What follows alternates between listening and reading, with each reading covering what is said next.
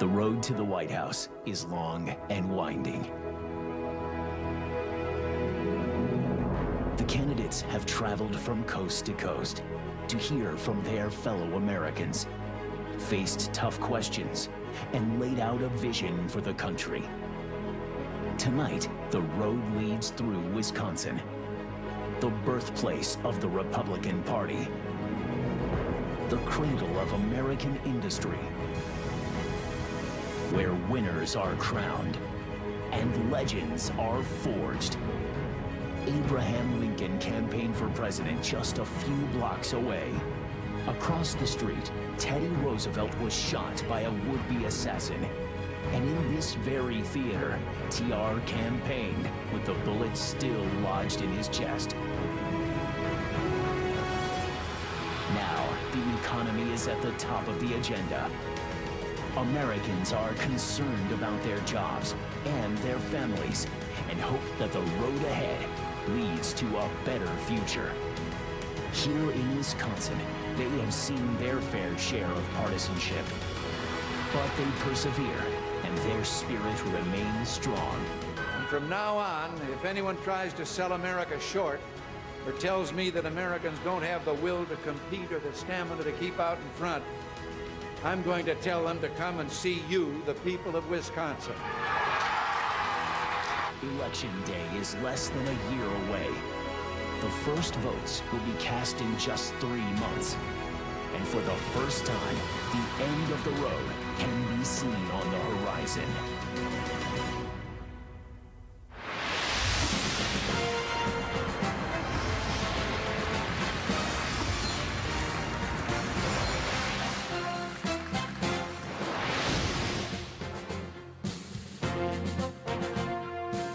It is 9 p.m. on the East Coast, 8 p.m. here inside the Milwaukee Theater. Welcome to the Republican presidential debate here on the Fox Business Network. I'm Neil Cavuto, alongside my co-moderators Maria Bartiromo and the editor-in-chief of the Wall Street Journal, Gerard Baker.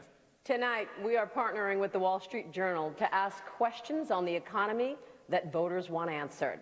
We're also working with Facebook, who tells us that since the first Republican debate, more than 58 million people have joined the political conversation online.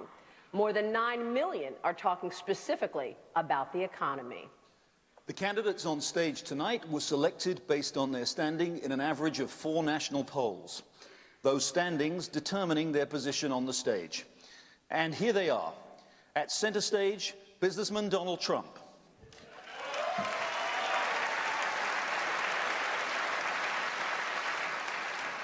Neurosurgeon Dr. Ben Carson.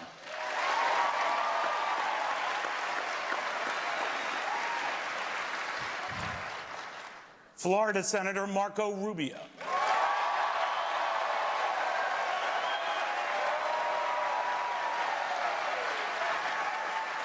Texas Senator Ted Cruz.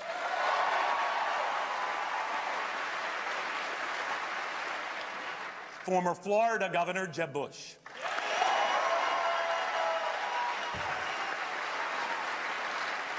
Businesswoman Carly Fiorina.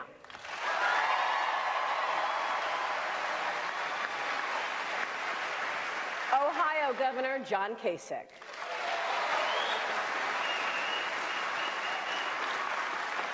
And Kentucky Senator Rand Paul.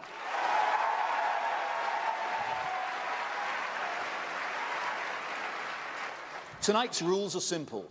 Up to 90 seconds for each answer, 1 minute for each follow-up response. And if a candidate goes over their allotted time, you'll hear this. It sounds like a game show, but it's not. Anyway. Now, I would be remiss if I did not acknowledge the elephant in the room, and I'm not talking about your party's fine symbol. I'm talking about the purpose of tonight's debate. The economy and what each of you would do to improve it, no more, no less. We are focused on those issues and what you have said on those issues in your words and what your opponents have said in their words about your words. That is the agenda tonight, how each of you plans to make America better tomorrow. And so we begin. Candidates, as we gather tonight in this very august theater, just outside and across the country, picketers are gathering as well.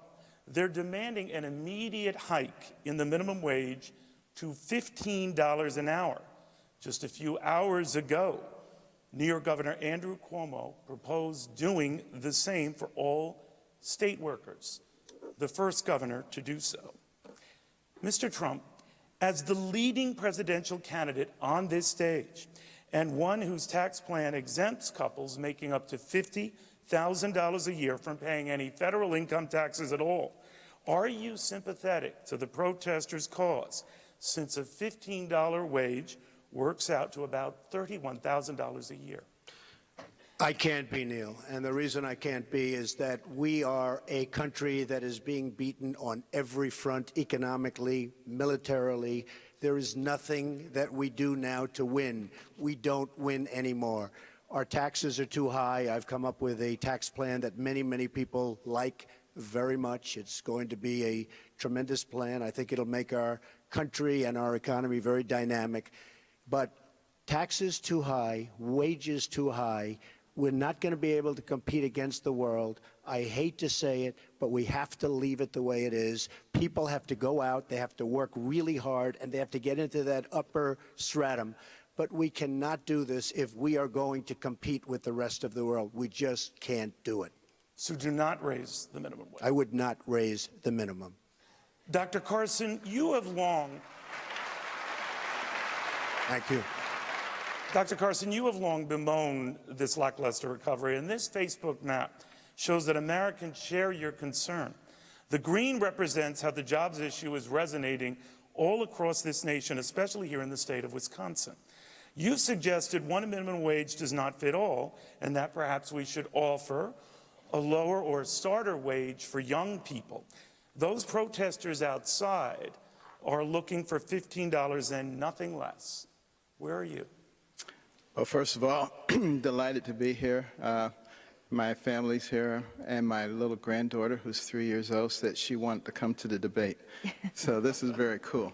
As far as the minimum wage is concerned, people need to be educated on the minimum wage. Every time we raise the minimum wage, the number of jobless people increases. It's particularly a problem in the black community. Only 19.8% of black teenagers have a job. We're looking for one. You know, that's because of those high wages. If you lower those wages, that comes down. You know, I can remember as a youngster, you know, my first job working in a laboratory as a lab assistant and multiple other jobs. But I would not have gotten those jobs if someone had to pay me a large amount of money. But what I did gain from those jobs is a tremendous amount of experience and how to operate in the world and how to relate to different people and how to become a responsible individual. And that's what gave me what I needed to ascend the ladder of opportunity in this country. That's what we need to be thinking about. How do we allow people to ascend the ladder of opportunity rather than how do we give them everything and keep them dependent?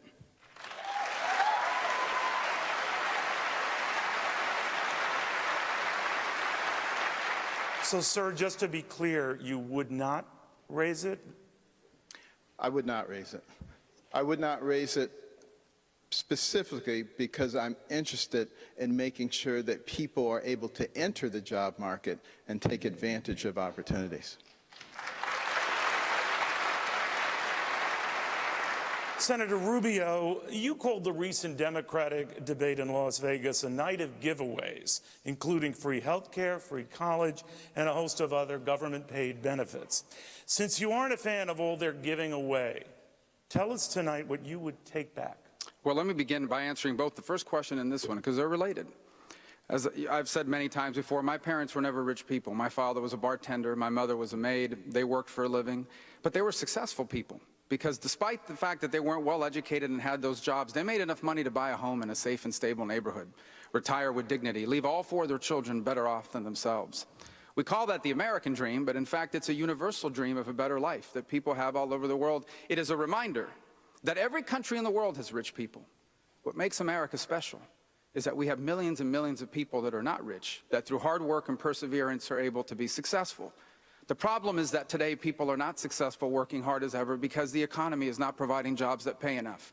If I thought that raising the minimum wage was the best way to help people increase their pay, I would be all for it, but it isn't. In the 21st century, it's a disaster. If you raise the minimum wage, you're going to make people more expensive than a machine. And that means all this automation that's replacing jobs and people right now is only going to be accelerated. Here's the best way to raise wages. Make America the best place in the world to start a business or expand an existing business. Tax reform and regulatory reform. Bring our debt under control. Fully utilize our energy resources so we can reinvigorate manufacturing. Repeal and replace Obamacare. And make higher education faster and easier to access, especially vocational training. For the life of me, I don't know why we have stigmatized vocational education. Welders make more money than philosophers. We need more welders and less philosophers. And if we do that, and if we do this, we will be able to increase wages for millions of Americans, and we will be able to leave everyone better off without making anyone worse off. Thank you, Senator Rubio.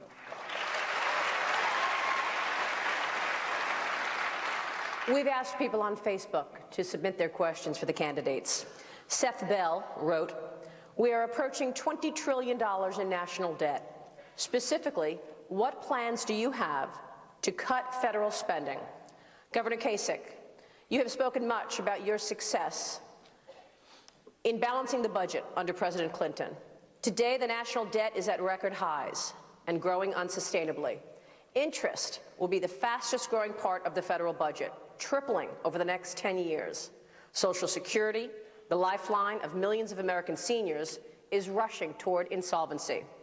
With all of the tax plans presented tonight, estimated to cost anywhere between $2 and $12 trillion over a decade, what specific steps will you take to balance the budget?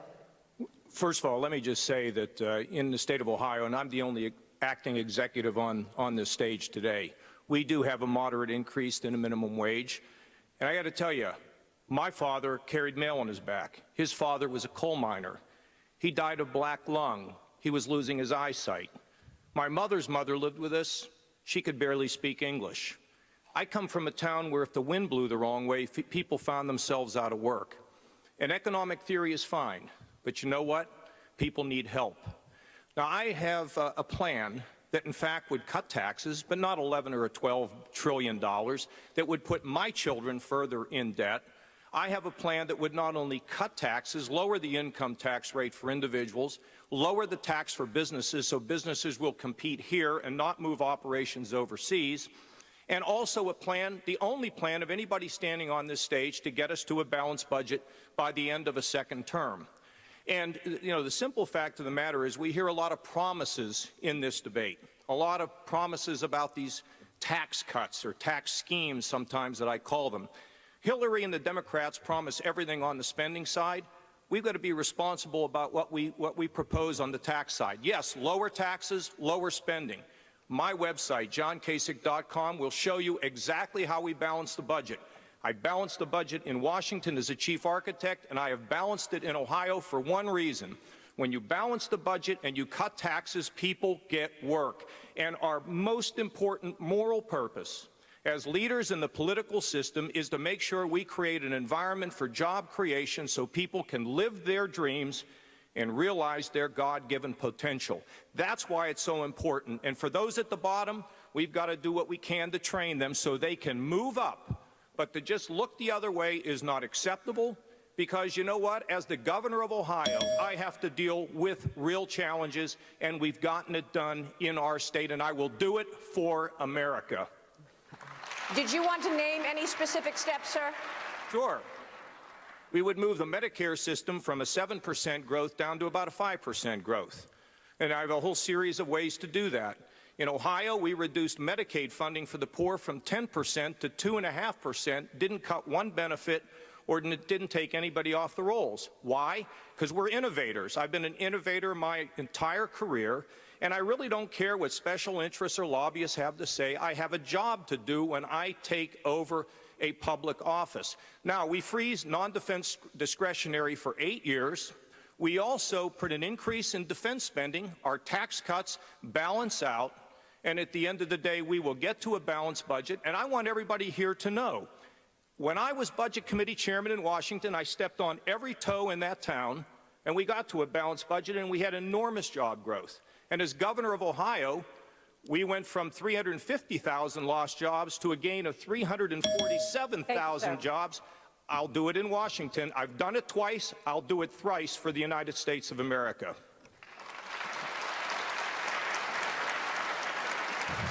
Senator Cruz, the International Monetary Fund recently cut its expectations for economic growth. Many economists expect a recession to hit the U.S. within the next year due to the weakening of manufacturing. The next president will have to deal with it. You say tax reform is a powerful lever to spur economic expansion. You're calling for a 10% income tax and a 16% business tax. What other elements do you need in this plan to actually create jobs?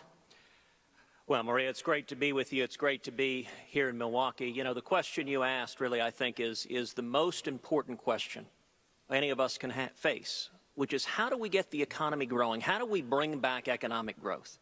Because economic growth, it's foundational to every other challenge we have. As you rightly noted, from 2008 to today, our economy has grown 1.2% a year on average. The Obama economy is a disaster, and the IMF is telling us this is a new normal. It doesn't have to be. If you look at the history of America, there are three levers that government has had to facilitate economic growth. The first is tax reform, and as you noted, I have rolled out a bold and simple flat tax, 10% for every American that would produce booming growth and 4.9 million new jobs within a decade. The second element is regulatory reform, pulling back the armies of regulators that have descended like locusts on small businesses. And the third element is sound money.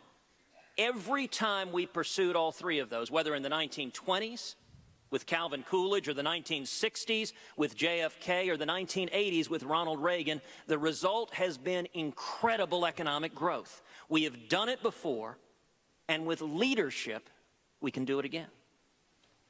Thank you, sir. Excuse me. Governor Bush. Yeah.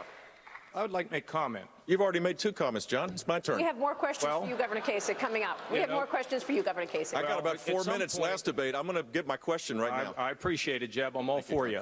But I want at some point talk about a value-added tax and $11-12 trillion tax cuts that will put our kids way deeper in the hole than they have been at this point. So I'd like to talk about it at some point because that's what leadership is. We will certainly get to that. Governor Bush. Yeah. Almost 40% of Americans are without a job and are not looking. Many have given up. That's what the participation rate tells us. You've said your policies will drive the economy back to 4% growth, which we haven't seen since the year 2000. What specific regulations would you change, and how will that lead to jobs and growth? First of all, we could get to 4% growth. The new normal of 2% puts huge demands on government. The reason why we have structural deficits is that more and more people are relying on government, and the growth that we don't have makes the deficit grow. A 4% growth strategy starts with tax reform. And the proposal that I've laid out is the one the Wall Street Journal editorial board has said is the most pro-growth of all the proposals out there. We eliminate a lot of deductions and cut the rates down, a corporate rate of 20%, which puts us 5% below that of China, and allows us full expensing of investing. It would create an explosion of investment back into this country, creating higher wage jobs. And so that's part of it. On the regulatory side, I think we need to repeal every rule that Barack Obama has in terms of work in progress. Every one of them. And start over. For those that are already in existence, the regulation of the internet, we have to start over, but we ought to do that. The Clean Power Act, we ought to repeal that and start over on that. The Waters of the United States Act, which is going to be devastating for agriculture and many industries, we should repeal that. We should repeal the rules because the economic Costs of this far exceed the social benefit. And if we're serious about being serious about high growth, then we have to recognize that small businesses right now, more of them are closing than are being set up. Hillary Clinton has said that Barack Obama's policies get an A. Really? 1 in 10 people right now aren't working or have given up altogether, as you said. That's not an A. 1 in 7 people are living in poverty. That's not an A. 1 in 5 children are on food stamps. That is not an A. It may be the best that Hillary Clinton can do, but it's not the best America can do. Thank you, sir.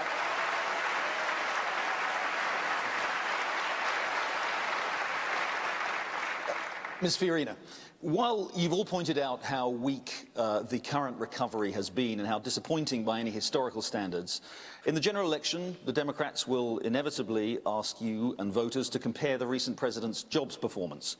Now, in 7 years under President Obama, the U.S. has added an average of 107,000 jobs a month. Under President Clinton, the economy added about 240,000 jobs a month. Under George W. Bush, it was only 13,000 a month.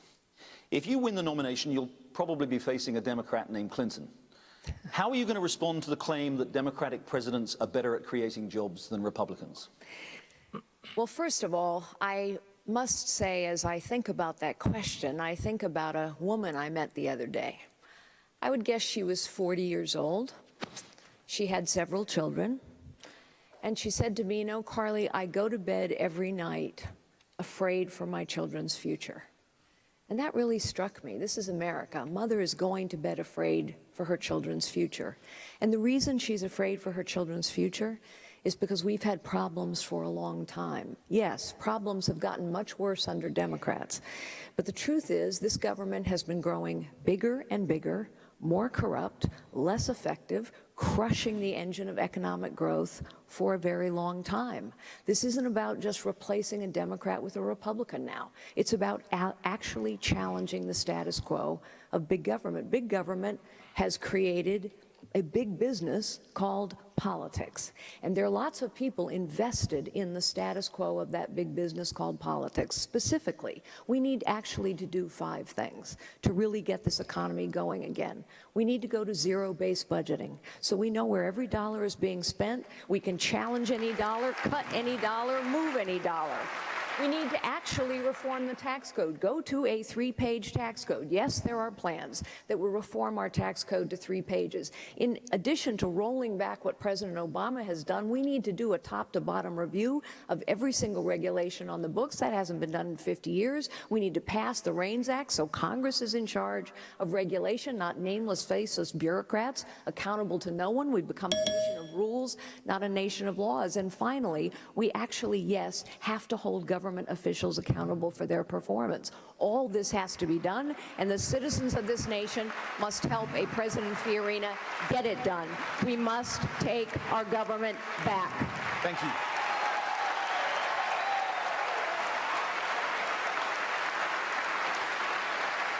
Thank you. Senator Paul, income inequality has been rising in the United States. 50 years ago, for example, the average CEO of a big corporation in this country earned 20 times the average salary of one of his or her workers. Today, that CEO earns about 300 times the average salary of a worker. Does it matter at all that the gap between the rich and everyone else is widening? Absolutely, and I think that we ought to look where income inequality seems to be the worst. It seems to be worst in cities run by Democrats. Governors have... States run by Democrats and countries currently run by Democrats. So the thing is, let's look for root causes. But I would also lay some blame at the feet of the Federal Reserve.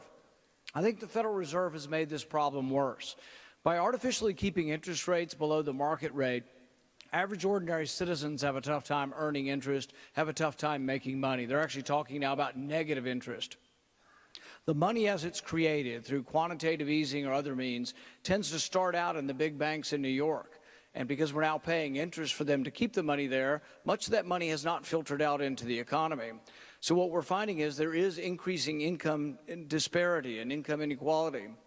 We also find that as the Federal Reserve destroys the value of the currency, what you're finding is that if you're poor, if you make $20,000 a year and you have 3 or 4 kids and you're trying to get by, as your prices rise, or as the value of the dollar shrinks, these are the people that are hurt the worst.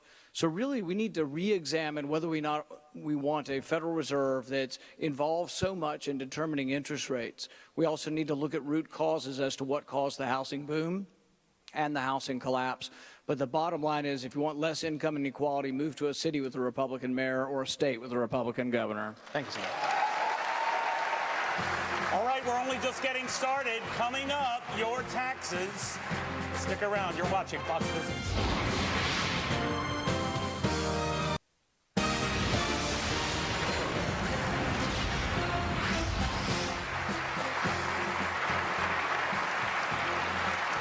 Welcome back to the Milwaukee Theater and the Republican presidential debate. Let's get right back to our questions. Dr. Carson, to you. You recently railed against the double standard in the media, sir, that seems obsessed with inconsistencies and potential exaggerations in your life story, but looked the other way when it came to then Senator Barack Obama's. Still, as a candidate whose brand has always been trust, are you worried your campaign, which you've always said, sir, is bigger than you, is now being hurt by you? Well, first of all, thank you for not asking me what I said in the 10th grade. I appreciate that.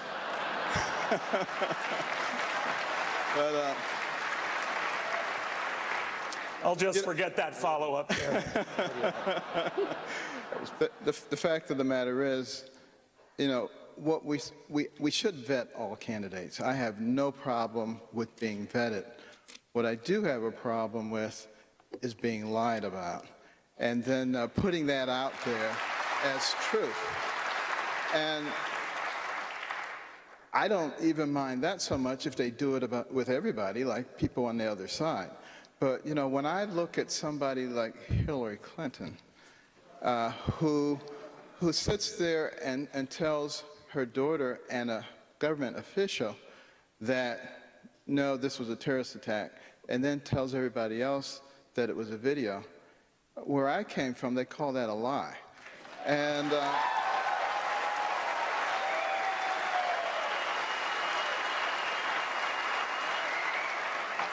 I think that's very different from, you know, somebody misinterpreting when I said that I was offered a scholarship to West Point.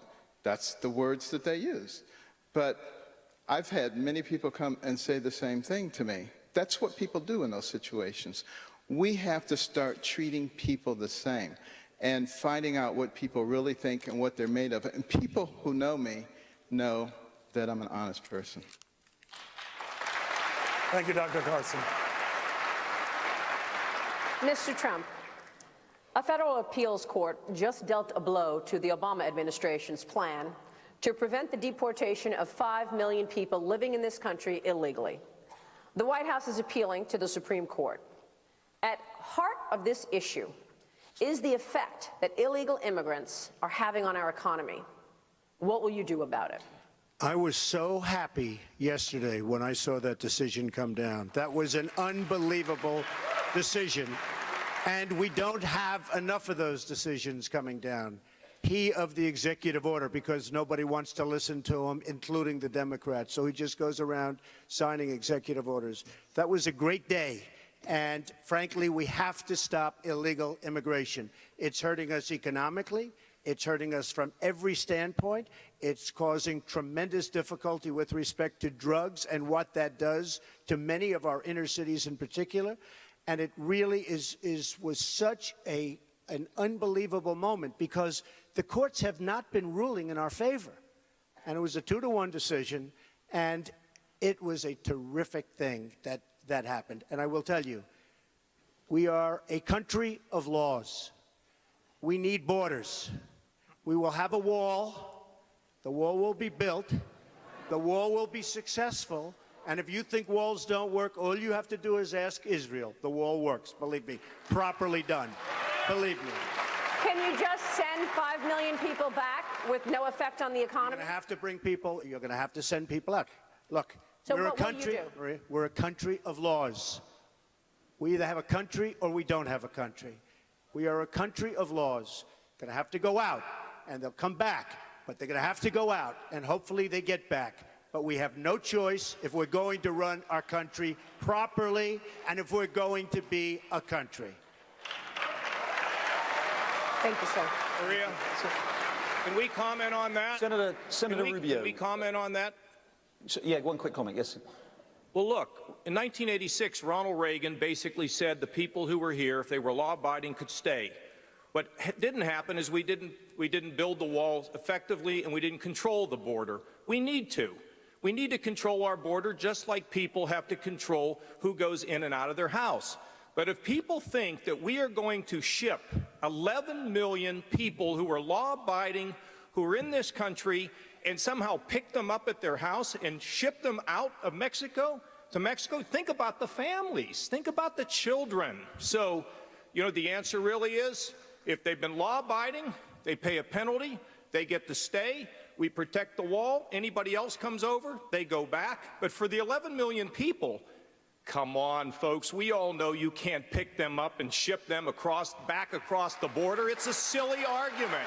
It's not an adult argument. It makes no sense. All I can say is you're lucky in Ohio that you struck oil. That's for one thing. Let me just tell you that Dwight Eisenhower, good president, great president, people liked him. I like Ike, right? The expression, I like Ike. Moved 1.5 million illegal immigrants out of this country. Moved them just beyond the border, they came back. Moved them again beyond the border, they came back. Didn't like it. Moved them way south, they never came back. Dwight Eisenhower. You don't get nicer, you don't get friendlier. They moved 1.5 million people out. We have no choice. We have no choice. No, he just mentioned my name. Governor Bush. Gerald, it was What happened to my question? You're not going to have my back. I'm going to have my back. Let me say a couple things here. First of all, we have grown. You should let Jeb speak. We have grown. No, it's unfair. In the state of Ohio. Governor. Hold on. In the state of Ohio, we have grown 347,000 jobs. Our unemployment is half of what it was.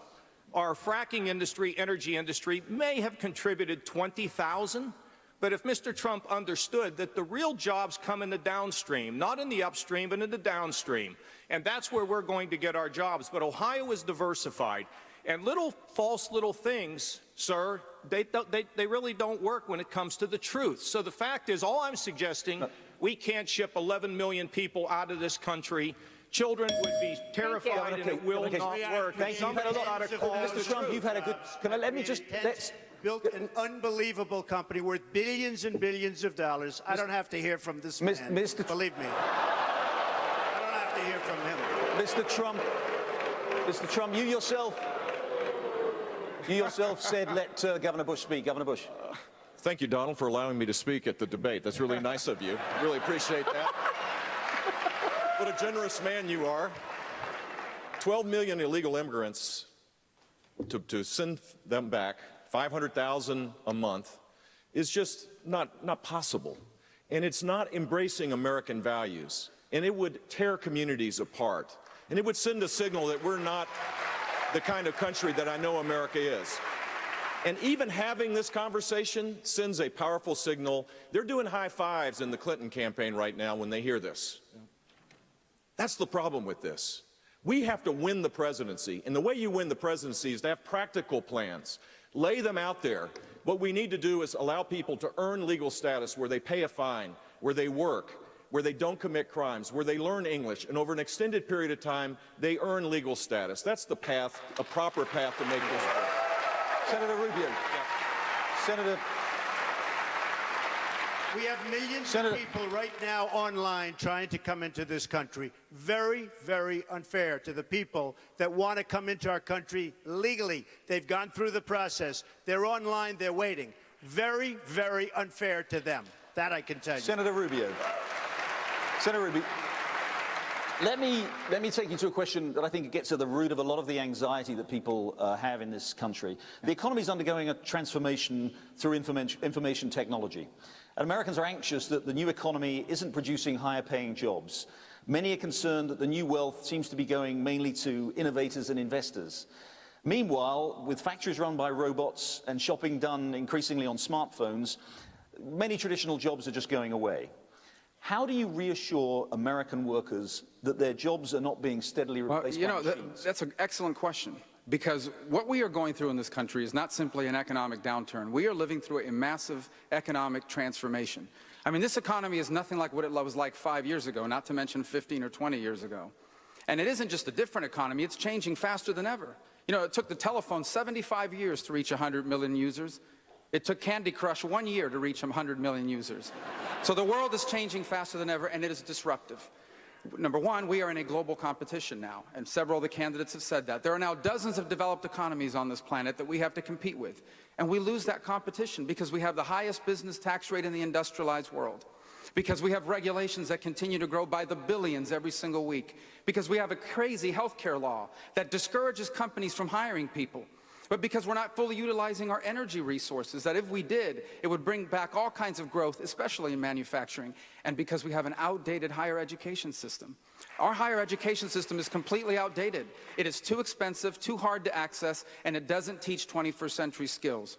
If we do what needs to be done, tax reform, regulatory reform, fully utilize our energy resources, repeal and replace Obamacare, and modernize higher education, then we can grasp the potential and the promise of this new economy. And we won't just save the American dream, we will expand it to reach more people and change more lives than ever before. And then truly, this new century can be a new American century. Thank you.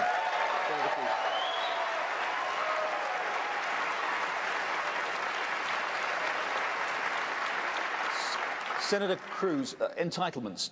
You've argued for raising the retirement age and reducing benefits for future retirees. But reducing any sort of benefits for the elderly has always been notoriously hard to do politically. When Speaker Paul Ryan proposed replacing traditional Medicare with federally funded private plans a few years ago, a Liberal group responded with a commercial that featured a granny being pushed off a cliff. What's going to be different this time? Well, my mom is here, so I don't think we should be pushing any grannies off cliffs. And you misstated what I've said on entitlement reform. What I've said is for seniors, we should make no changes whatsoever. For younger workers, we should gradually raise the retirement age. We should have benefits grow more slowly, and we should allow them to keep a portion of their taxes in a personal account that they control and can pass on to their kids. I said for future retirees, as you said. Now, I want to go back to the discussion we had a minute ago because, you know, what was said was right. The Democrats are laughing. Because if Republicans join Democrats as the party of amnesty, we will lose.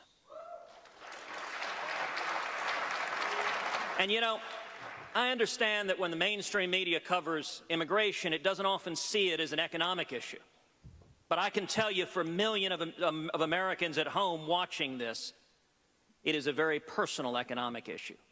And I will say the politics of it would be very, very different if a bunch of lawyers or bankers were crossing the Rio Grande. Or if a bunch of people with journalism degrees were coming over and driving down the wages in the press. See.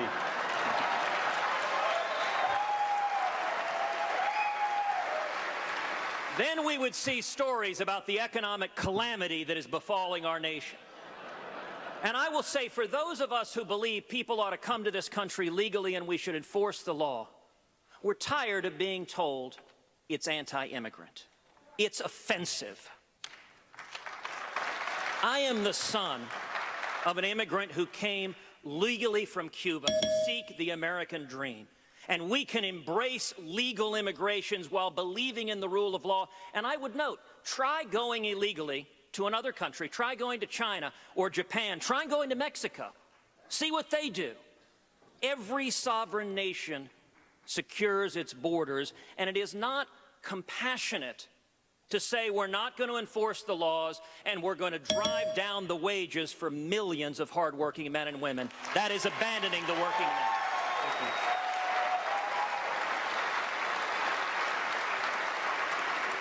We go back to Facebook. Dwayne Wesley Cato asks on Facebook, how do we get rid of regulations choking our businesses? Ms. Fiorina.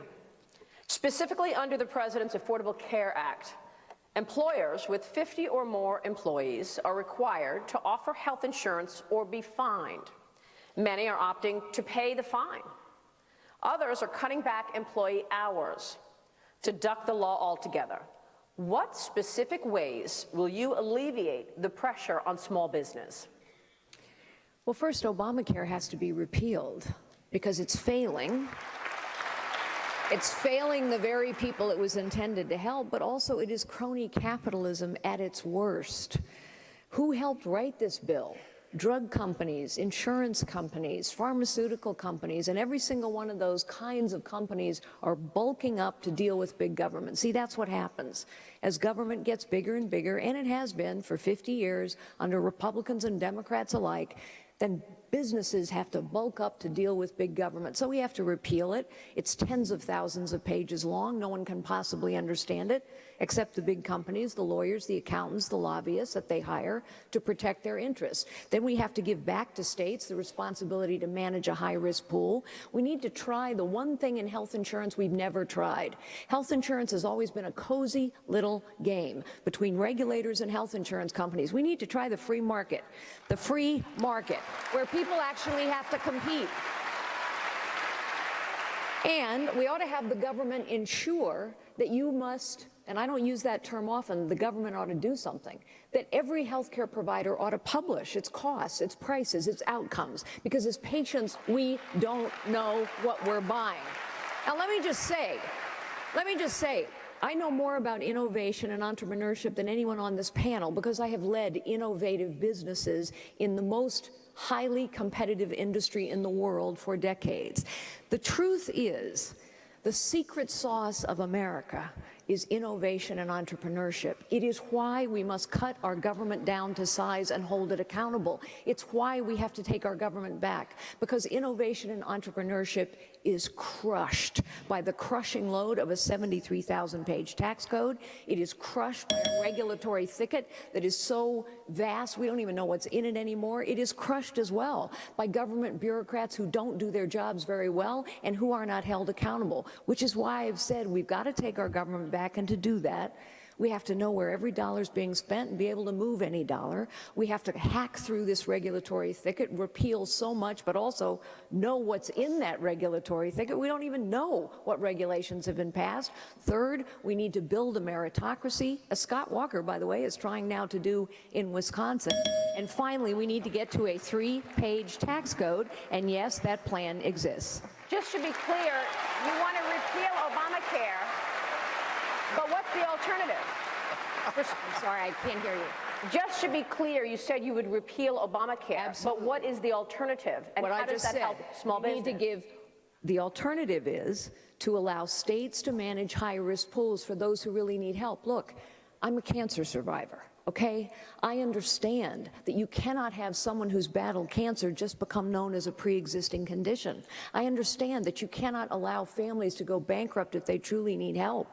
But I also understand that Obamacare isn't helping anyone. We're throwing more and more people into Medicaid, and fewer doctors are taking those payments. The point is, Obamacare is crushing small businesses. It is not helping the families it was intended to help. So let us allow states to manage high-risk pools. Let us try the one thing in health insurance we've never tried, the free market. Let us ensure that as patients and customers, we have the information to shop wisely for our health care. All right, thank you all very much. We're going to take a break here. Coming up, a big issue many Americans are facing, taxes. The Republican presidential debate continues now live from Milwaukee. Stick around.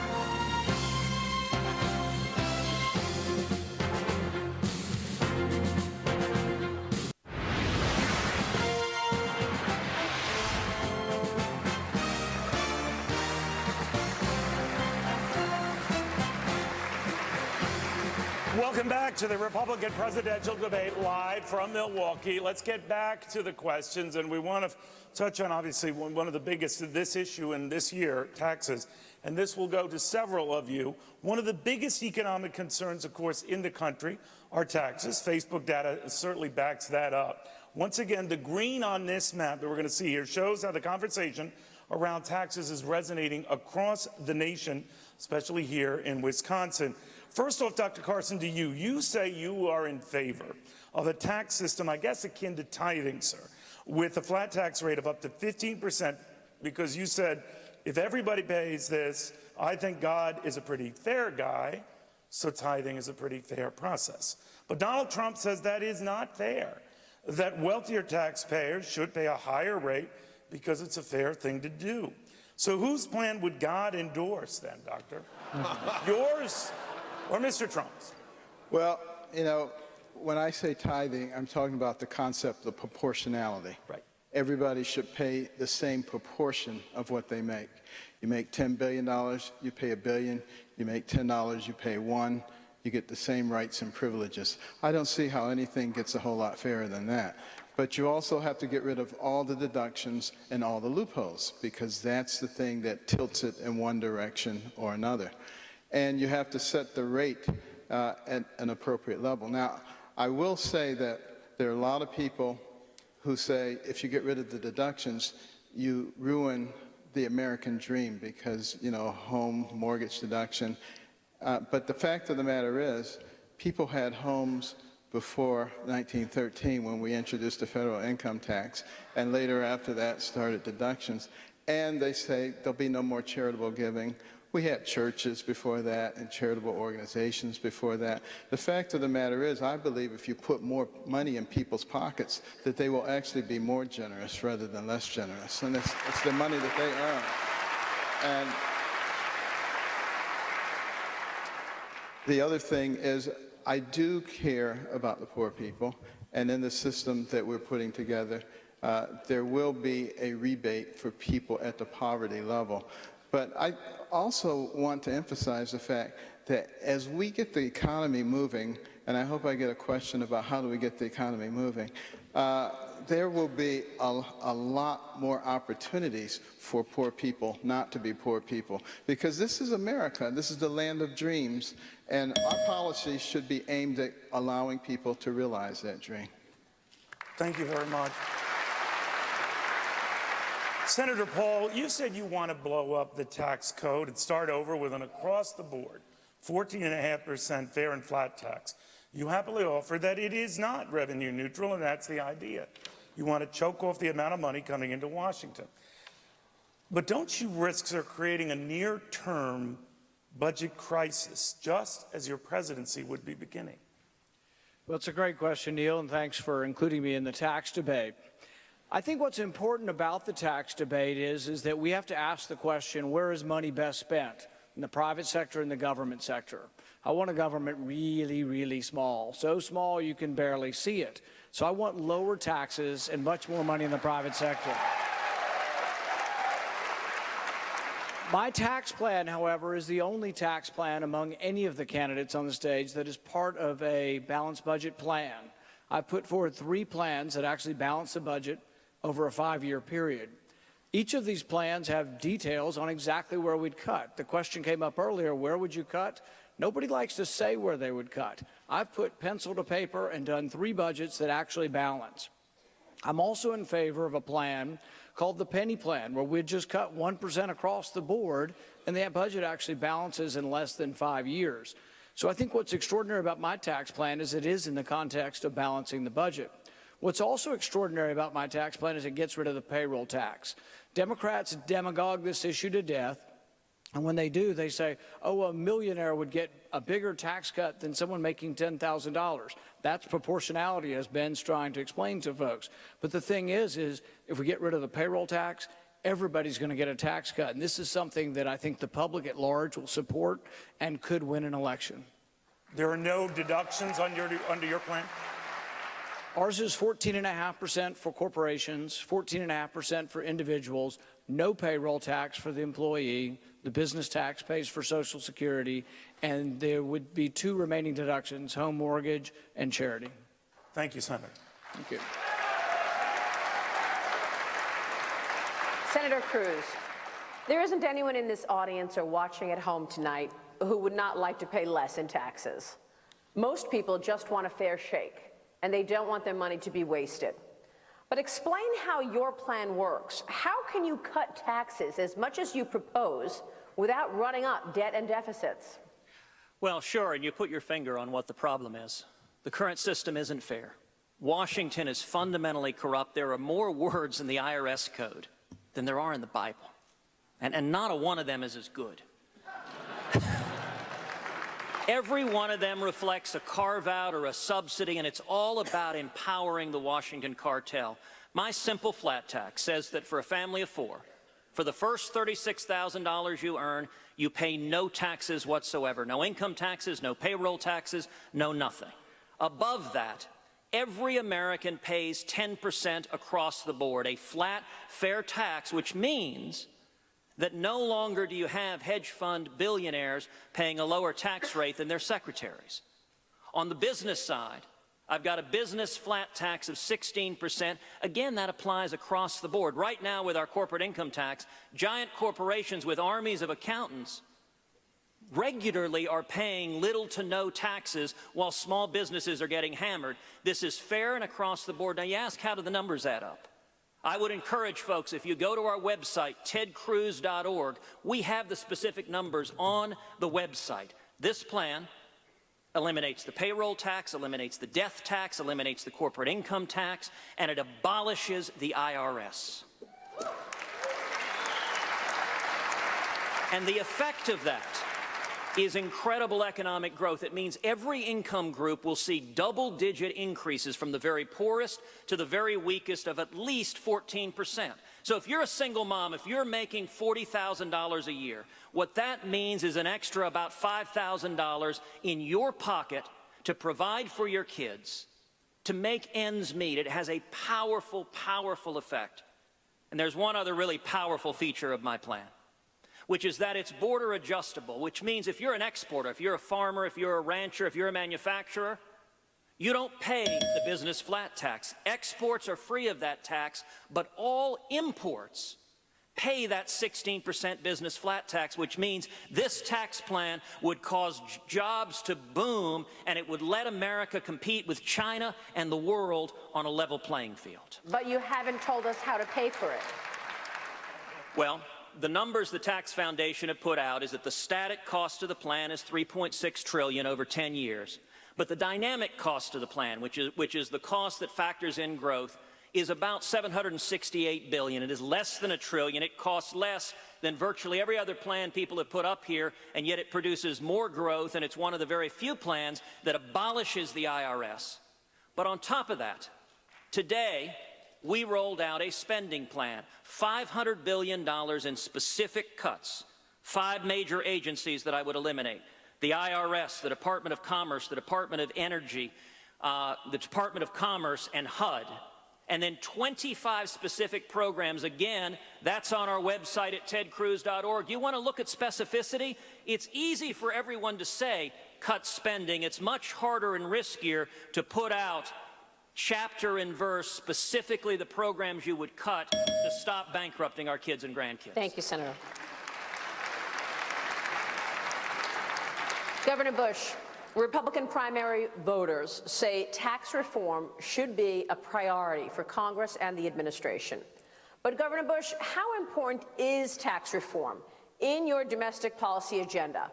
Will you guarantee it in the first year of your presidency? I'm going to fight as hard as I can to make sure that we shift power away from Washington, simplify the tax code to spur economic activity in this country. Of course, it's the highest priority.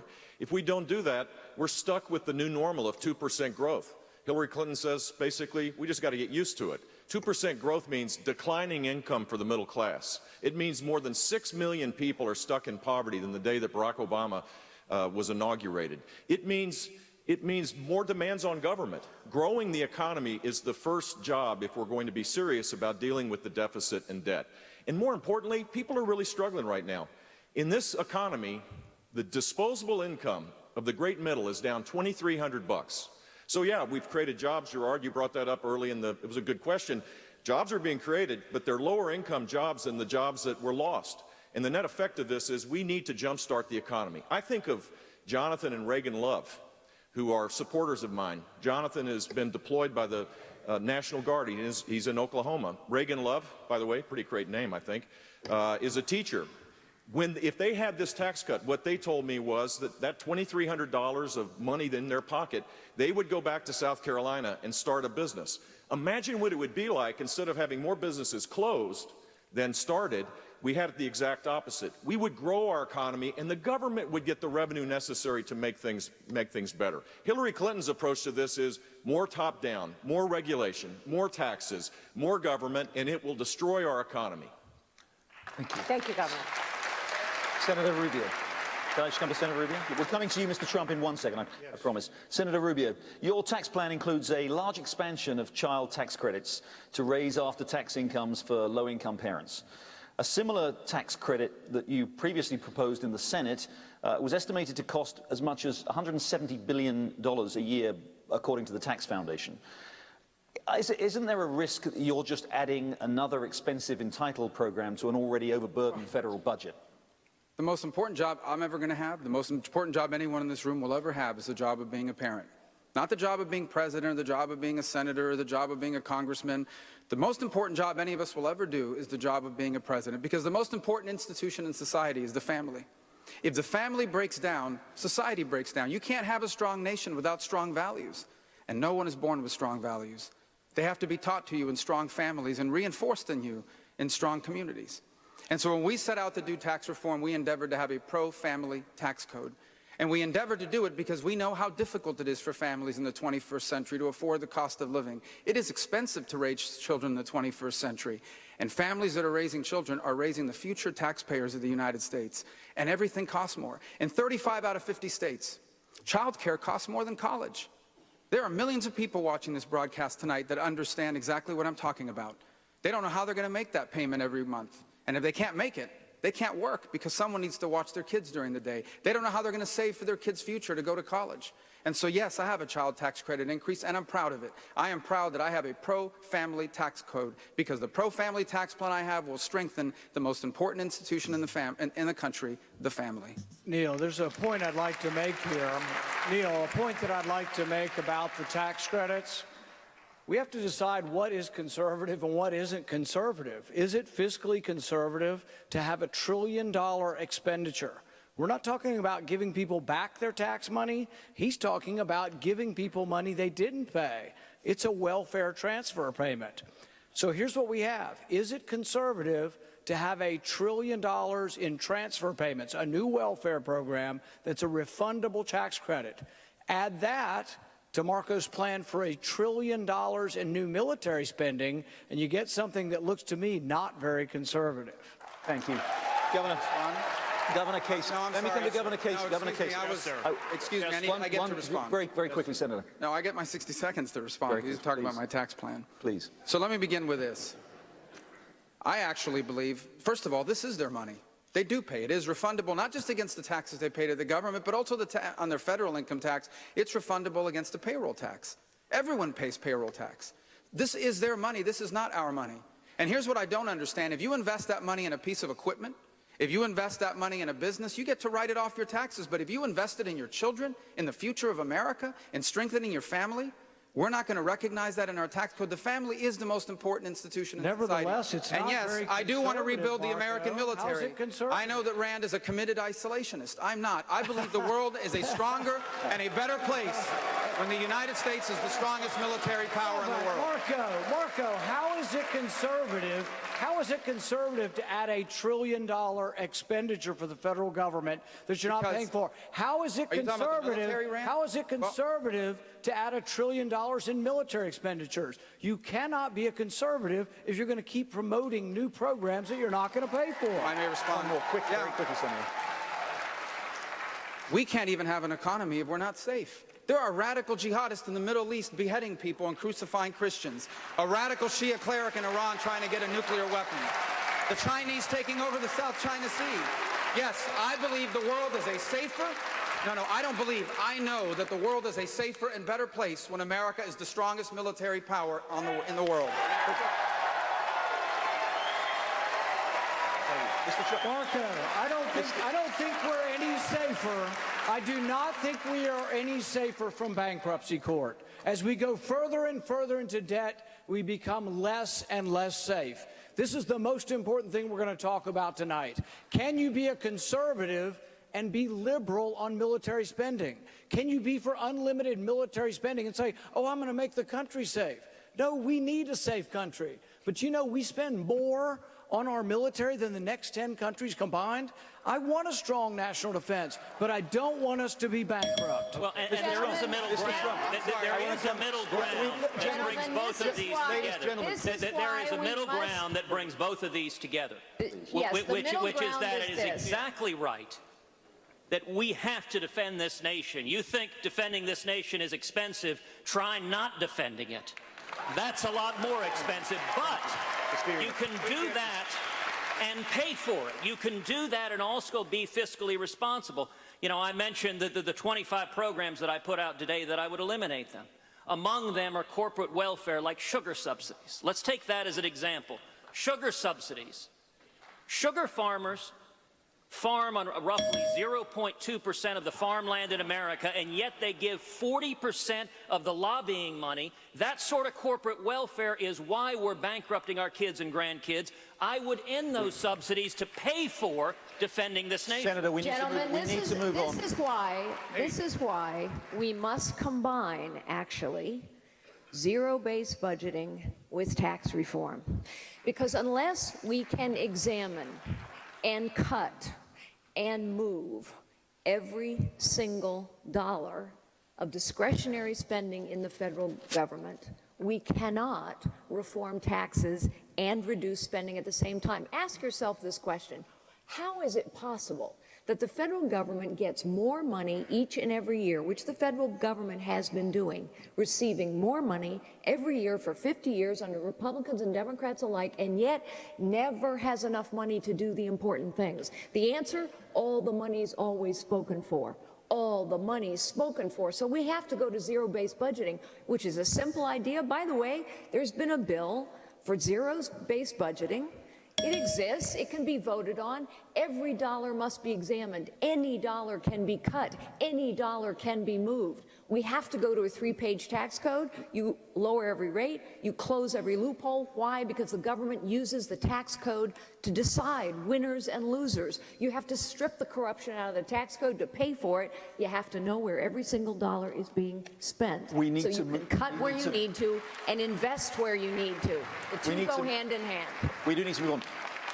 Mr. Trump, the U.S. has just... if I might, very quickly. We have to make our military bigger, better, stronger than ever before so that nobody messes with us, and in the long run, it's going to save us.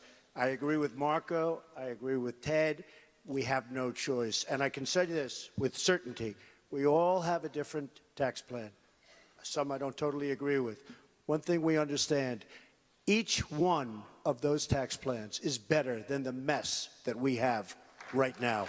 Let's talk about Mr. Trump. No, Governor, I really must move on. I want to move on. Mr. Trump, let's talk about the international economy. The U.S. has recently concluded... Governor, please, we really need to move on. I think you were coming to me until they... Governor, I promised I would come to you. Look, I hate to crash the party, Mr. Baker, but, you know, what's fair? Yes, sir. Mr. Trump, can I ask you about the U.S. has just concluded an international trade agreement with 11 countries in the Pacific. You've said that you'd rather have no deal than sign the one that's on the table. It's a horrible deal. Most economists say that trade has boosted growth, and every single post-war president has supported the expansion of international trade, including the last 3 Republican presidents. Why would you reverse more than 50 years of U.S. trade policy? The TPP is a horrible deal. It is a deal that is going to lead to nothing but trouble. It's a deal that was designed for China to come in, as they always do, through the back door and totally take advantage of everyone. It's 5,600 pages long, so complex that nobody's read it. It's like Obamacare. Nobody ever read it. They passed it. Nobody read it. Had to look at the mess we have right now, and it will be repealed. But this is one of the worst trade deals, and I would, yes, rather not have it. with all of these countries and all of the bad ones getting advantage and taking advantage of what the good ones would normally get, I'd rather make individual deals with individual countries. We will do much better. We lose a fortune on trade. The United States loses with everybody. We're losing now over $500 billion in terms of imbalance with China, $75 billion a year imbalance with Japan. By the way, Mexico, $50 billion a year imbalance. So I must say, Gerard, I just think it's a terrible deal. I love trade. I'm a free trader 100%. But we need smart people making the deals, and we don't have smart people making the deals. The deal, as you say, the terms of the deal were published just last week, the detail, 5,000 pages of it. And 80% of U.S. trade with countries in the Pacific, these countries, these 11 countries, is actually tariff-free. And the trade deal only affects the other 20%. Are there particular parts of the deal that you think well, the were currency badly manipulation, they don't discuss in the agreement, which is a disaster. If you look at the way China and India and almost everybody takes advantage of the United States, China in particular, because they're so good. It's the #1 abuser of this country. And if you look at the way they take advantage, it's through currency manipulation. It's not even discussed in the almost 6,000-page agreement. It's not even discussed. There was a separate, and as you understand, I mean, you understand very well from the Wall Street Journal, currency manipulation is the single great weapon people have. They don't even discuss it in this agreement. So I say it's a very bad deal, should not be approved. If it is approved, it'll just be more bad trade deals, more loss of jobs for our country. We are losing jobs like nobody's ever lost jobs before. I want to bring jobs back into this country. Hey, Gerard, you know, we might want to point out China's not part of this deal. Yeah. True. It's true. Yeah. That's right. That's right. Before we get a little bit off kilter isn't that part of the problem, if I may say, Senator, that if this deal is not ratified by the US, by the Senate, then it would actually give China an opportunity to grow its economic leadership, which it's been seeking to do. And if the US is unable to take part in this trade deal with these countries in Asia, China will take the lead. There is an argument that China doesn't like the deal because in us doing the deal, we'll be trading with their competitors. You're exactly right. But I think we've sort of missed the point a little bit here. There is an important point, though, about how we discuss these trade treaties that I do agree with Mr. Trump on. We should negotiate from a position of strength, and we also should negotiate using the full force and the constitutional power that was given to us. I think it's a mistake that we give up power to the presidency on these trade deals. We give up the power to filibuster, and I'm kind of fond of that power. We give up the power to amend. And I think really one of the big problems we have in our country is over the last century, really, so much power has gravitated to the executive branch. Really, Congress is kind of a bystander. We don't write the rules. We don't make the laws. The executive branch does. So even in trade, and I am for trade, I think we should be careful about giving so much power to the presidency. Thank you. Thanks, Senator. Coming up, the biggest threats facing the next commander-in-chief. You're watching the Republican presidential debate live tonight from Milwaukee. We'll be right back.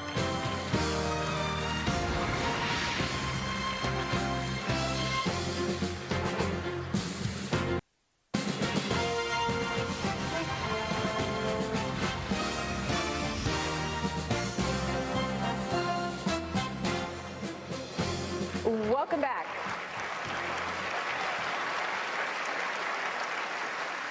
Welcome back to the Republican presidential debate. The candidates taking the questions you want answered. Also tonight, you can see what America is saying about the debate.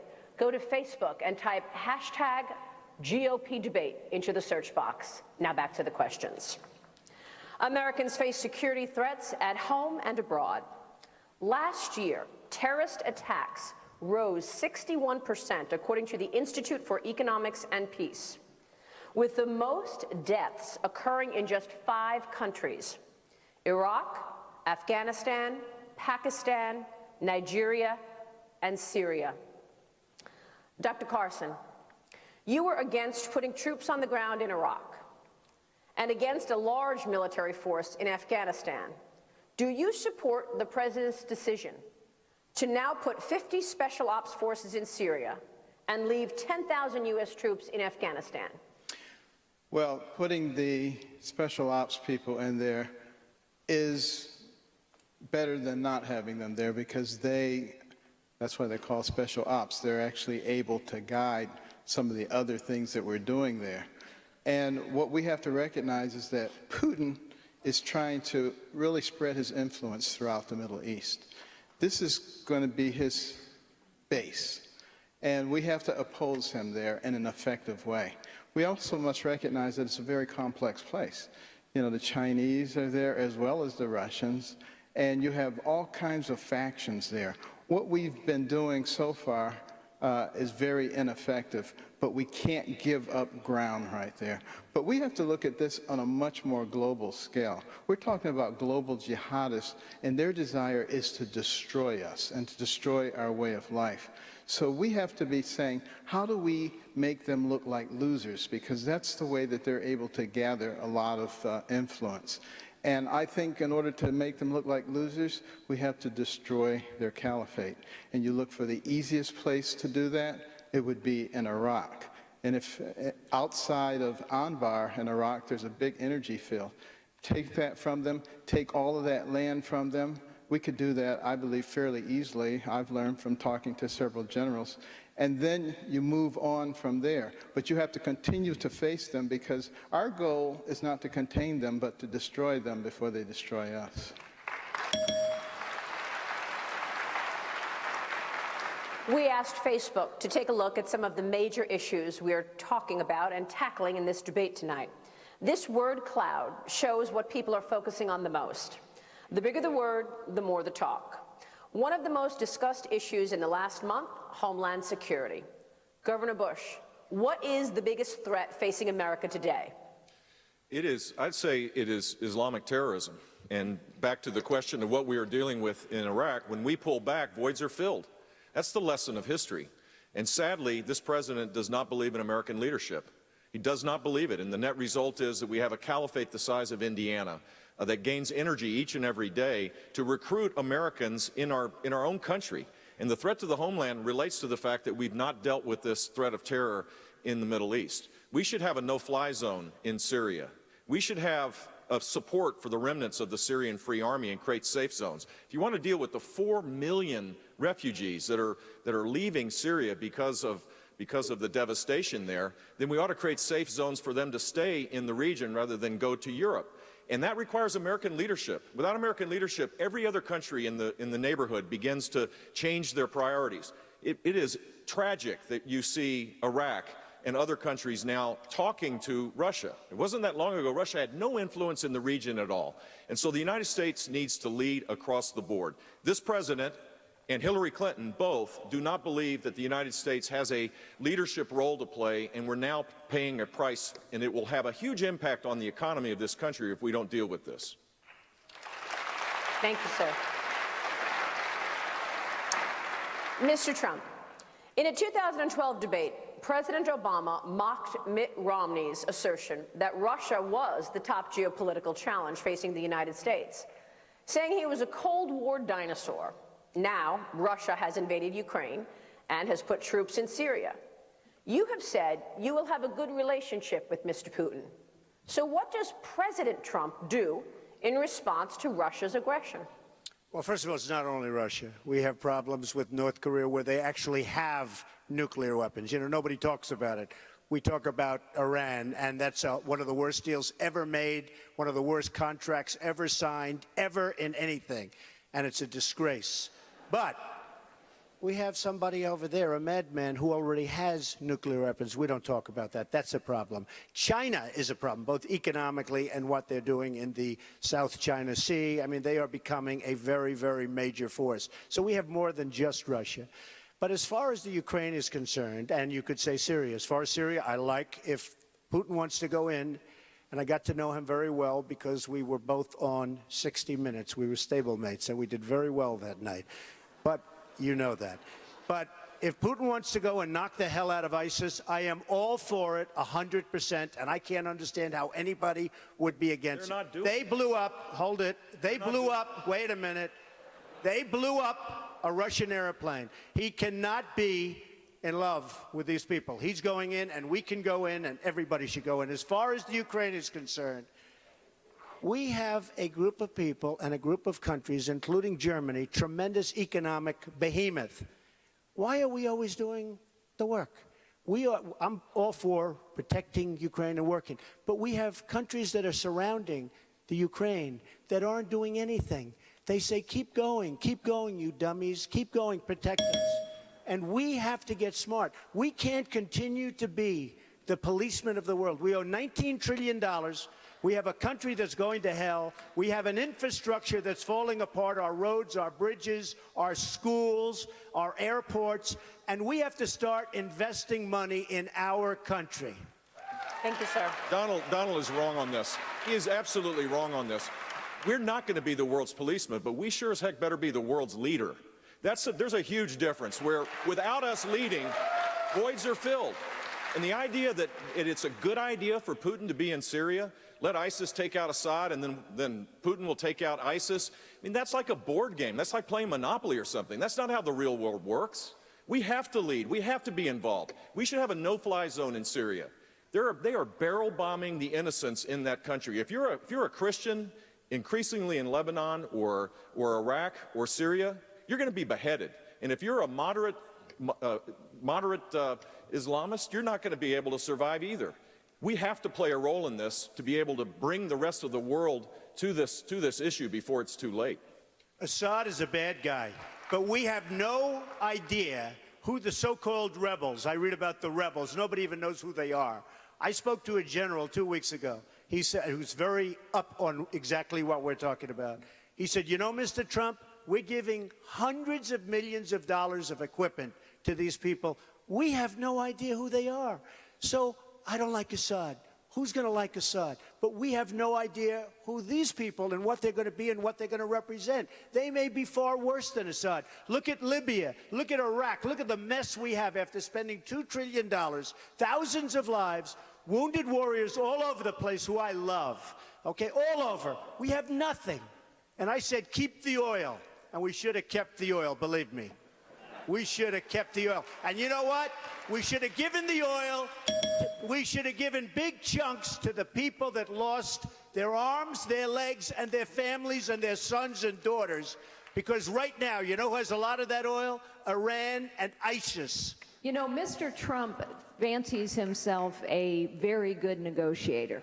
And I accept that he's done a lot of good deals. So Mr. Trump ought to know that we should not speak to people from a position of weakness. Senator Paul should know that as well. One of the reasons I've said that I would not be talking to Vladimir Putin right now, although I have met him as well, not in a green room for a show, but in a private meeting.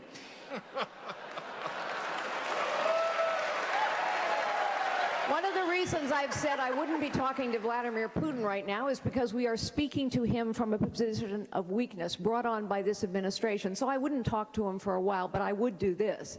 I would start rebuilding the 6th Fleet right under his nose, rebuilding the missile defense program in Poland right under his nose. I would conduct very aggressive military exercises in the Baltic states so that he understood we would protect our NATO allies and would-be allies. And I might also put in a few more thousand troops into Germany, not to start a war, but to make sure that Putin understands that the United States of America will stand with our allies. That is why Governor Bush is correct. We must have a no-fly zone in Syria because Russia cannot tell the United States of America where and when to fly our planes. We also have a set of allies.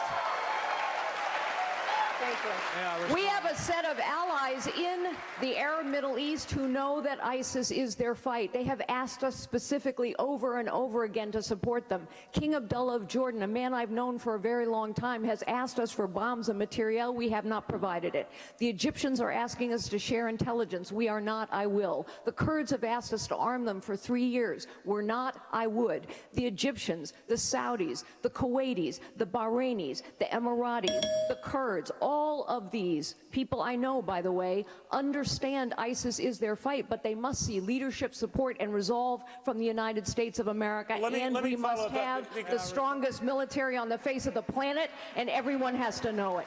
Senator Paul. Now, Senator Paul. You have already said, sir, that that would be a mistake in not talking to Vladimir Putin or to rule it out. You've argued that it's never a good idea to close down communication. With that in mind, do you think the same applies to administration efforts right now to include the Iranians in talks on Syria? I'd like first to respond to the accusation. I think it's particularly naive and particularly foolish to think that we're not going to talk to Russia. The idea of a no-fly zone, realize that this is also something Hillary Clinton agrees with several on our side with. You're asking for a no-fly zone in an area in which Russia already flies. Russia flies in that zone at the invitation of Iraq. I'm not saying it's a good thing, but you better know at least what we're getting into. So when you think it's going to be a good idea to have a no-fly zone over Iraq, realize that means you are saying we are going to shoot down Russian planes. If you're ready for that, be ready to send your sons and daughters to another war in Iraq. I don't want to see that happen. I think the first war in Iraq was a mistake. You can be strong without being involved in every civil war around the world. And how would you respond? Ronald Reagan was strong, but Ronald Reagan didn't send troops into the Middle East. And Ronald Reagan walked away at Reykjavik. He walked away. He quit talking when it was time to quit talking. Can I finish with my time? Why does she keep interrupting everybody? Yeah. Boy, terrible. Yeah, I'd like to finish my response, basically. And, if I may respond. This is an important question. This is an incredibly important question. And the question goes to be, who do we want to be our commander-in-chief? Do you want a commander-in-chief who says something that we never did throughout the entire Cold War, to discontinue having conversations with the Russians? I'm not happy about them flying over there, but I'm not naive enough to say, well, Iraq has them flying over their airspace. We're just going to announce that we're shooting them down. That is naive to the point of being something you might hear in junior high, but it's scary. But if you're not going to respond in a no-fly zone strategy, what would yours be?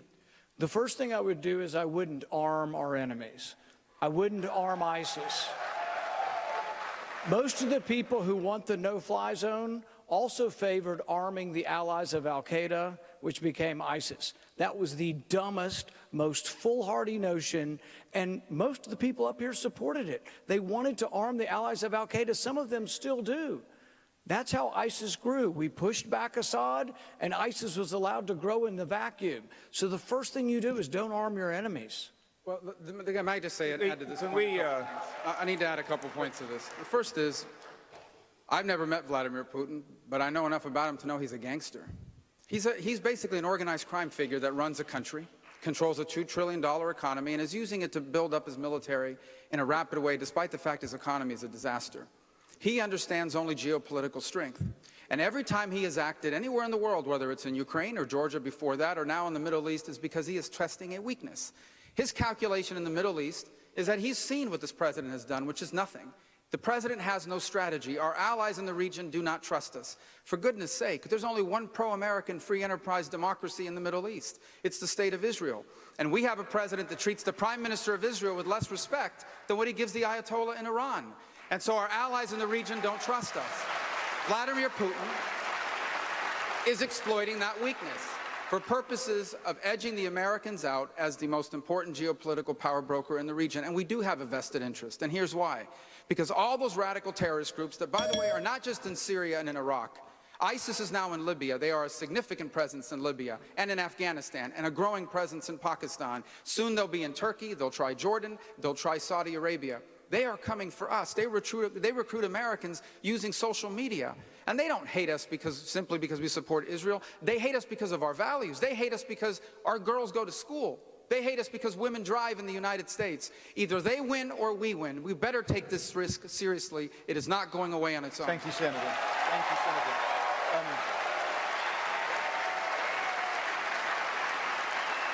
Senator. Governor Kasich, I want to ask you about China. In particular, hundreds of American companies have been subjected to cyber attacks from the Chinese military. Yet state-backed Chinese companies are growing their presence in the United States. Chinese investments in the US, which were nearly non-existent a few years ago, are now over $50 billion. And as my newspaper recently reported, Chinese companies are planning to bid for one of the largest hotel chains in the United States. what would be the largest ever Chinese takeover of a US company. Would you stop them? Let me tell you this, Mr. Baker. In terms of the cyber attacks, we have the capability to not only have a defensive posture, but also to make it clear to people that if you attack us with cyber attacks, we will destroy the mechanisms that you're using to attack us. I want to give you a little trip around the world. I served on the Defense Committee for 18 years. In the Ukraine, arm the people there so they can fight for themselves. In the eastern part of Europe, make sure that Finland and the Baltics know that if the Russians move, we move. In Syria, yes, a no-fly zone in the north on the Turkish border, a no-fly zone on the south on the Jordanian border. Anybody flies in their first time, maybe they can fly out. They fly in there a second time, they will not fly out.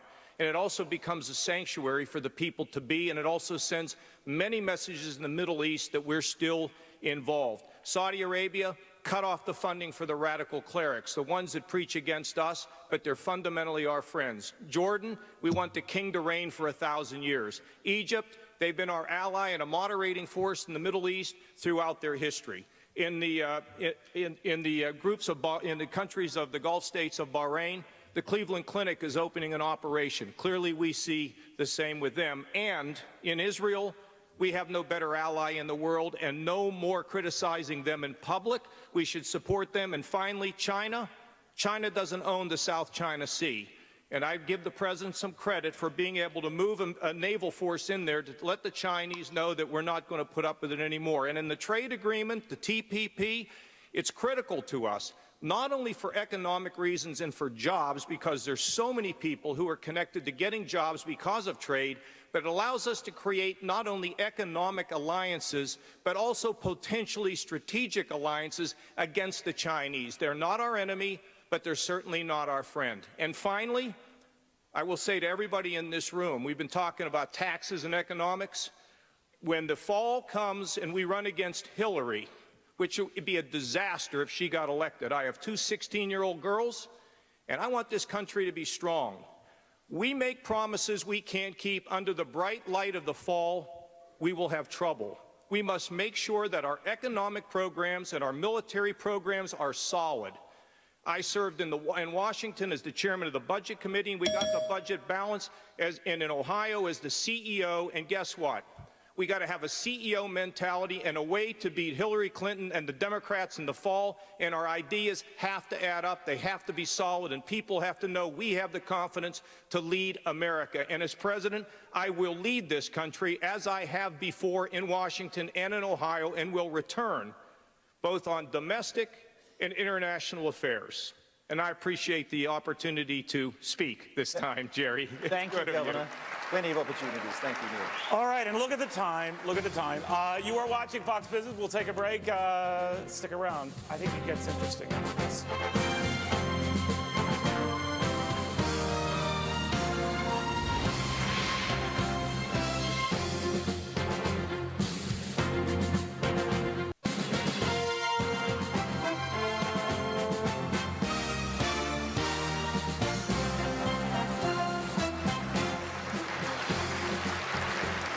Welcome back to the Republican presidential debate, live from Milwaukee.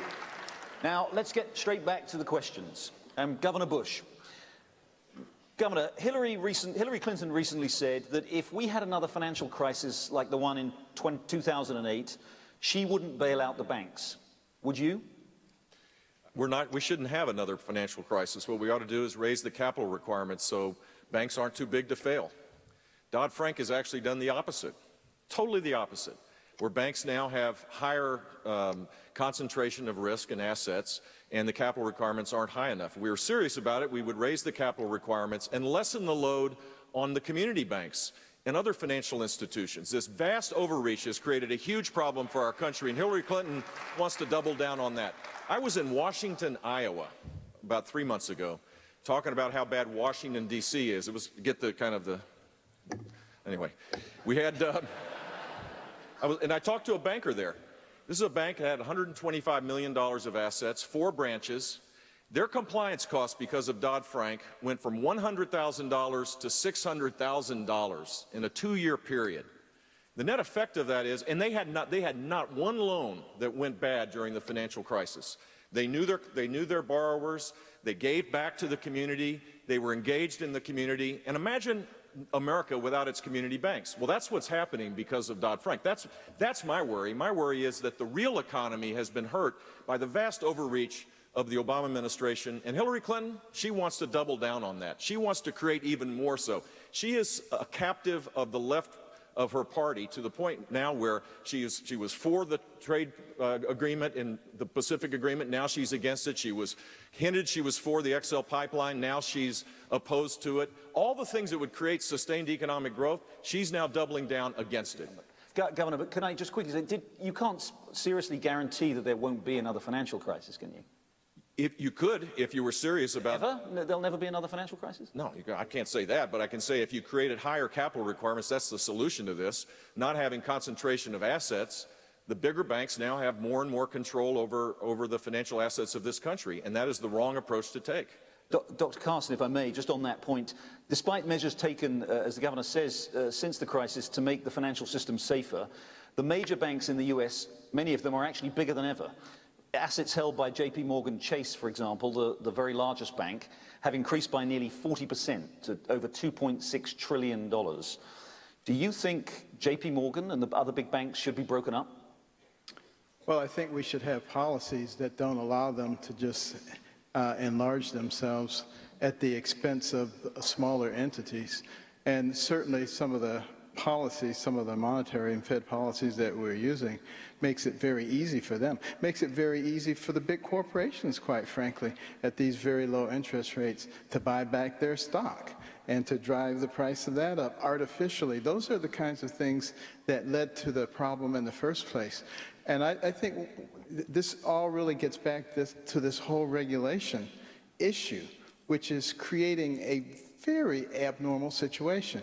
This country declared its independence in 1776. In less than 100 years, it was the #1 economic power in the world. And the reason was because we had an atmosphere that encouraged entrepreneurial risk-taking and capital investment. Those are the fuels that drive it. And what we've done now is let the creep of regulation turn into a stampede of regulations, which is involved in every aspect of our lives. If we can get that out, it makes a big difference. And even for the average person, every single regulation costs money, and it's shifted to the individual. So, and it hurts the poor and the middle class much more than it does the rich. They go into the store and they buy a bar of soap. It costs 10 cents more. They notice it. And the middle class, when they come to the cash register, they have a whole cart full of things that cost 5, 10, or 15 cents more. They notice it. It is hurting the poor. Bernie Sanders and Hillary Clinton won't tell you that that's the thing that's really hurting the middle class and the poor. They'll say it's the rich. Take their money. But that won't help. You can take all of the rich's money and it won't make a dent in the problem that we're having.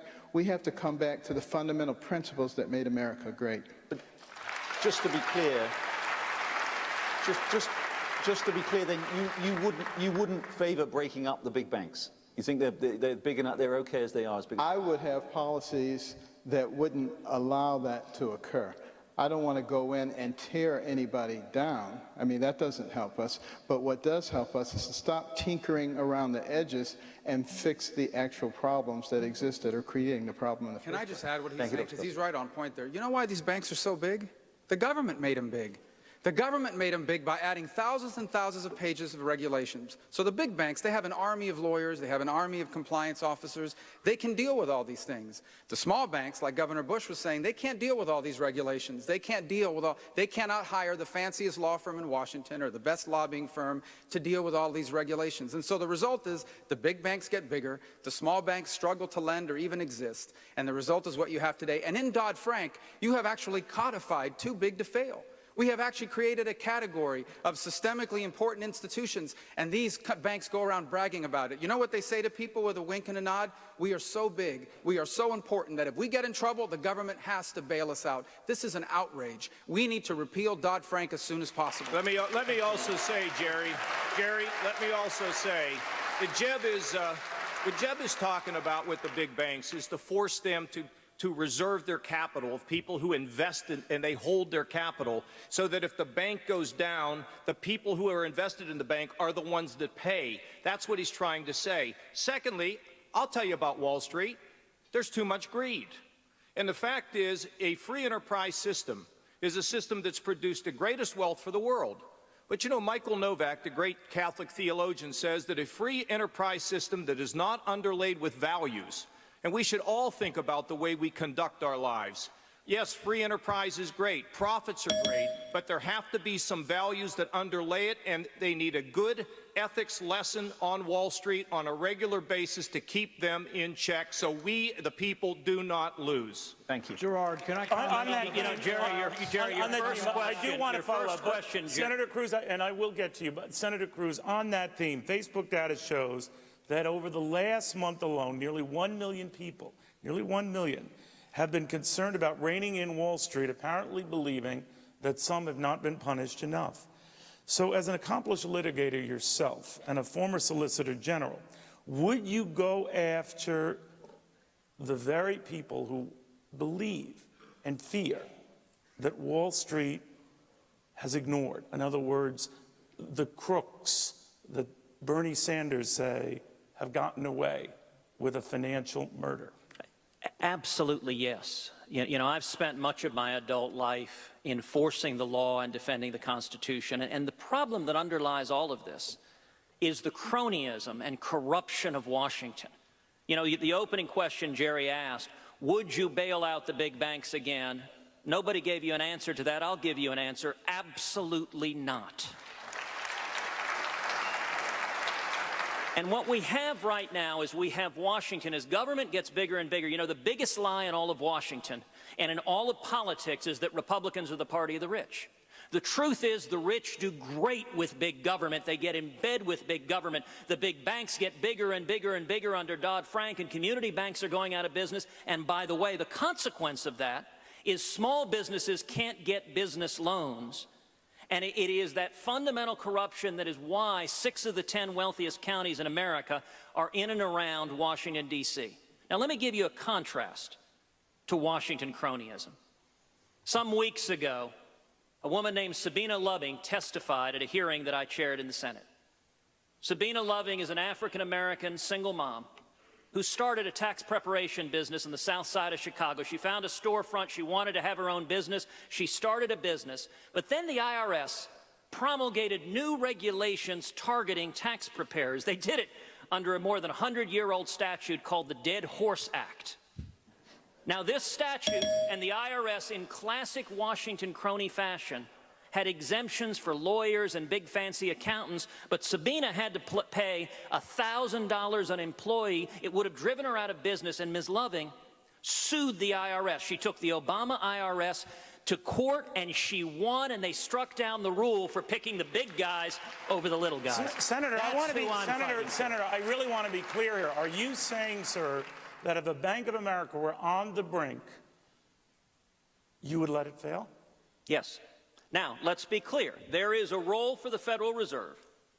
What the Fed is doing now is it is a series of philosopher kings trying to guess what's happening with the economy. You look at the Fed, one of the reasons we had the financial crash is throughout the 2000s, we had loose money, we had an asset bubble, it drove up the price of real estate, drove up the price of commodities, and then in the third quarter of 2008, the Fed tightened the money and crashed those asset prices, which caused a cascading collapse. That's why I am supporting getting back to rules-based monetary system, not with a bunch of philosopher kings deciding, but tied ideally to gold. Sir, I understand that. I just want to be clear, if you don't mind, that millions of depositors would be on the line with that decision. Well, and I just want to be clear. If it were to happen again, for whatever the reason, that you would let it go. You would let a Bank of America go. So let me be clear. I would not bail them out, but instead of adjusting monetary policy according to whims and getting it wrong over and over again and causing booms and busts, what the Fed should be doing is, number one, keeping our money tied to a stable level of gold, and number two, serving as a lender of last resort. That's what central banks do. So if you have a run on a bank, the Fed can serve as a lender of last resort, but it's not a bailout. It is a loan at higher interest rates. That's how central banks have worked. And I'll point out, look, we had a gold standard under Bretton Woods. We had it for about 170 years of our nation's history. and enjoyed booming economic growth and lower inflation than we have had with the Fed now, we need to get back to sound money, which helps in particular working men and women. What Washington does, the people who are doing well in the Obama economy, are those with power and influence in the Obama government. The people who are hurt are working men and women, and that's who we need to fight for. Neil, that's the difference of being an executive. And let me just explain. When a bank is ready to go under and depositors are getting ready to lose their life savings, you just don't say we believe in philosophical concerns. You know what an executive has to decide? When there's a water crisis, how do we get water to the city? When there's a school shooting, how do you get there and help heal a community? When there are financial crises or a crisis with Ebola, you got to go there and try to fix it. Philosophy doesn't work when you run something. And I got to tell you, on-the-job training for President of the United States doesn't work. We've done it for 8 years, and almost 8 years now, it does not work. We need an executive who's been tried, has been tested, and judge the decisions that that executive makes. I don't like what the Fed is doing, but I'll tell you what worries me more than anything else, turning the Fed over to the Congress of the United States so they can print the money. That would be a very bad approach for So, Governor Kasich, why would you then bail out rich Wall Street banks, but not Main Street, not mom and pop, not Sabina Loving? Well, you just said an executive knows to step in and bail out a bank. They were talking about what you would do with depositors. Would you let these banks shut down?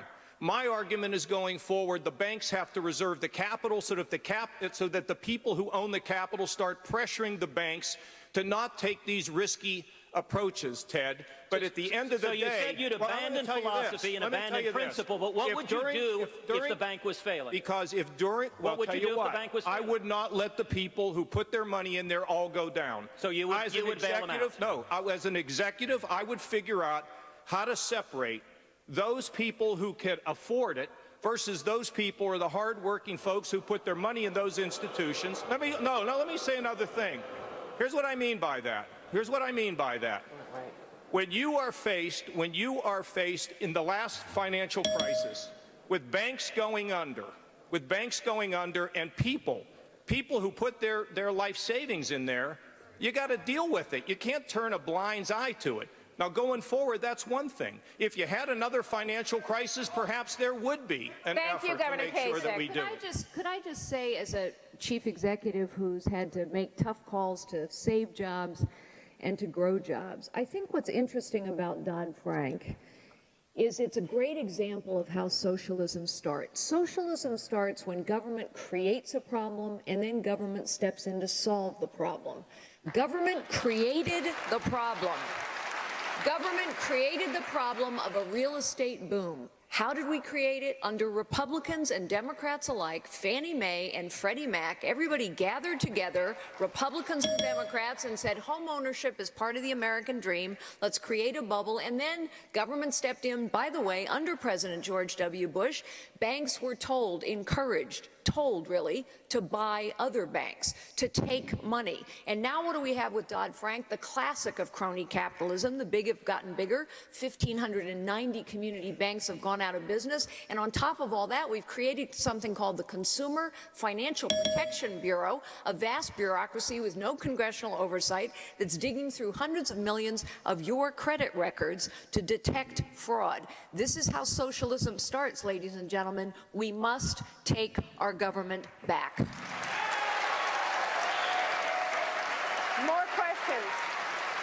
More questions coming up when the Republican presidential debate comes right back, live from Milwaukee. Stay with us.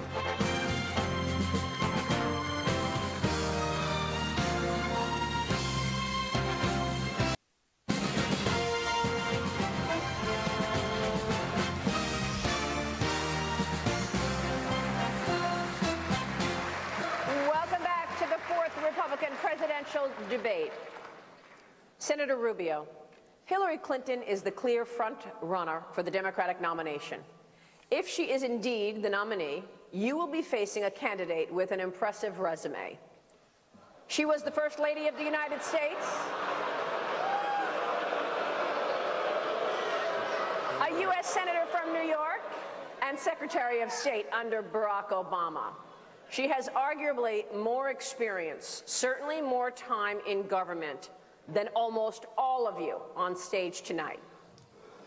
Why should the American people trust you to lead this country, even though she has been so much closer to the office?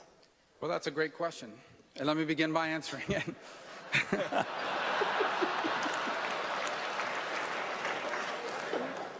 This election is about the future, about what kind of country this nation is going to be in the 21st century. This election is actually a generational choice, a choice about what kind of nation we will be in the 21st century. For over 2.5 centuries, America has been a special country, the one place on earth where anyone from anywhere can achieve anything, a nation that's been a force for good on this planet. But now, a growing number of Americans feel out of place in their own country. We have a society that stigmatizes those that hold cultural values that are traditional. We have a society where people, millions of people, are living paycheck to paycheck. They're working as hard as they ever have, but they're living paycheck to paycheck because the economy has changed underneath their feet. We have young Americans who owe thousands of dollars in student loans for a degree that doesn't lead to a job. For the first time in 35 years, we have more businesses dying than starting. And around the world, every day brings news of a new humiliation for America. Many, the direct consequence of decisions made when Hillary Clinton was the Secretary of State. And so here's the truth. This election is about the future. And the Democratic Party and the political left has no ideas about the future. All their ideas are the same tired ideas of the past. More government, more spending. For every issue before America, their answer is a new tax on someone and a new government program. This nation is going to turn the page. And that's what this election should be about. And as I said at the first debate, if I am our nominee, they will be the party of the past. We will be the party of the 21st century.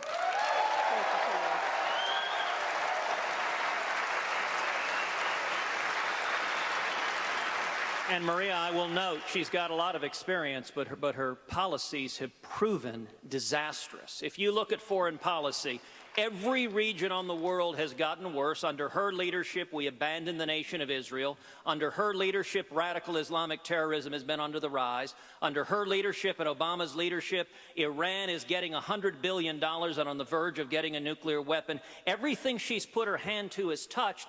And when we talk about the cronyism of Washington, Hillary Clinton embodies the cronyism of Washington. And I'll give you an example of that, which is the congressional exemption from Obamacare, which is fundamentally wrong. And I'll tell you this, if I'm elected president, I will veto any statute that exempts members of Congress. The law should apply evenly to every American. Thank you. All right, I think it's fair to say you're not fans of Hillary Clinton's resumes. All right, Mr. Trump. We are not. I had a feeling. As perhaps the most successful capitalist on this stage tonight, you've acknowledged that some give capitalism a bad name. You've been particularly critical of businesses that find all sorts of ways of paying their taxes by keeping money abroad. But your own plan includes an incentive to bring that more than $2 trillion home. Isn't that like a one-time bounty? No. Some of the guys you've all but called pirates, so they still keep the loot and pay only a small price to bring it back. Well, what's happening right now, Neil, is something that has not been a subject of conversation by politicians, as primarily the only politician, I guess, other than Carly on the stage. They haven't talked about a corporate inversion.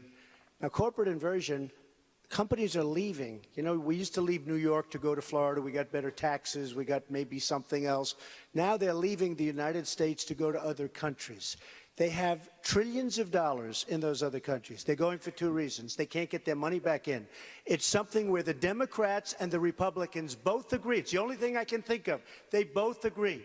Let the money come back in. 3.5 years, they still can't make a deal. They can't get the money in. It's probably $2.5 trillion, but I think it's much more than that. All of that money could come right in and be used to rebuild our country and investments in our country. They can't do it.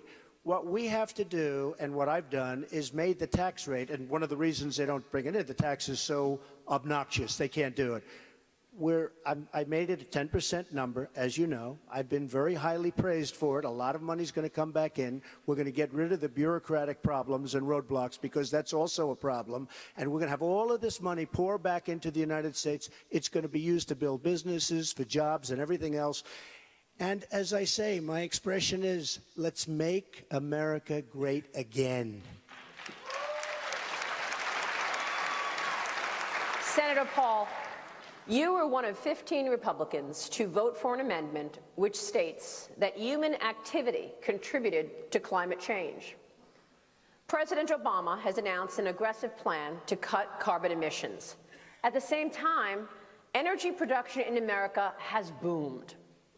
Is it possible to continue this boom and move toward energy self-sufficiency while at the same time pursuing a meaningful climate change program? The first thing I would do as president is repeal the regulations that are hampering our energy that the president has put in place, including the Clean Power Act.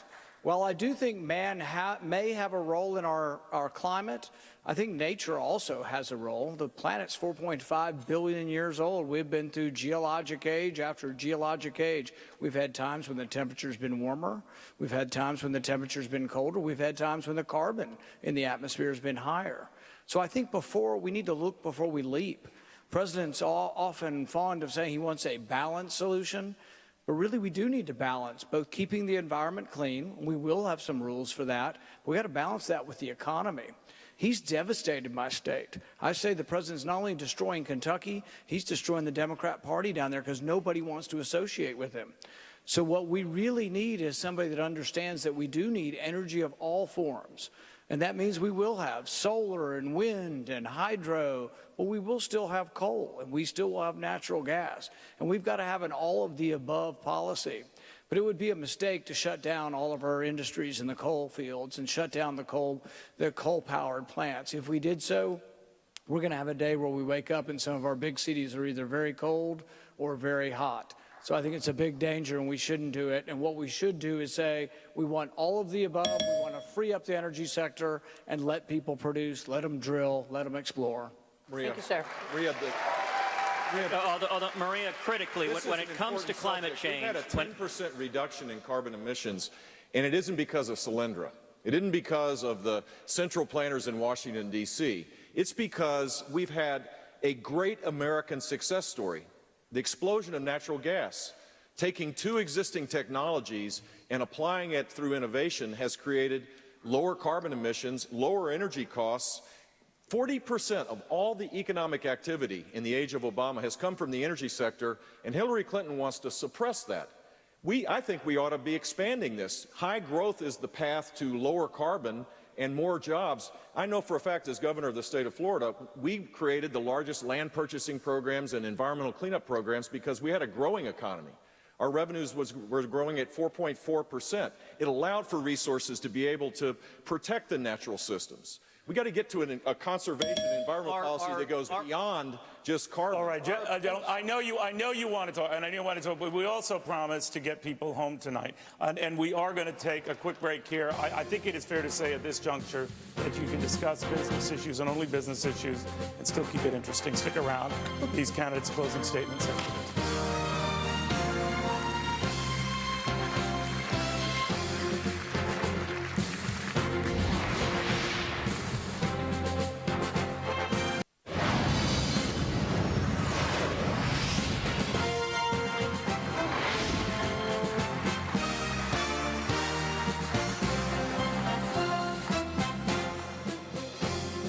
Welcome back to the Republican presidential debate.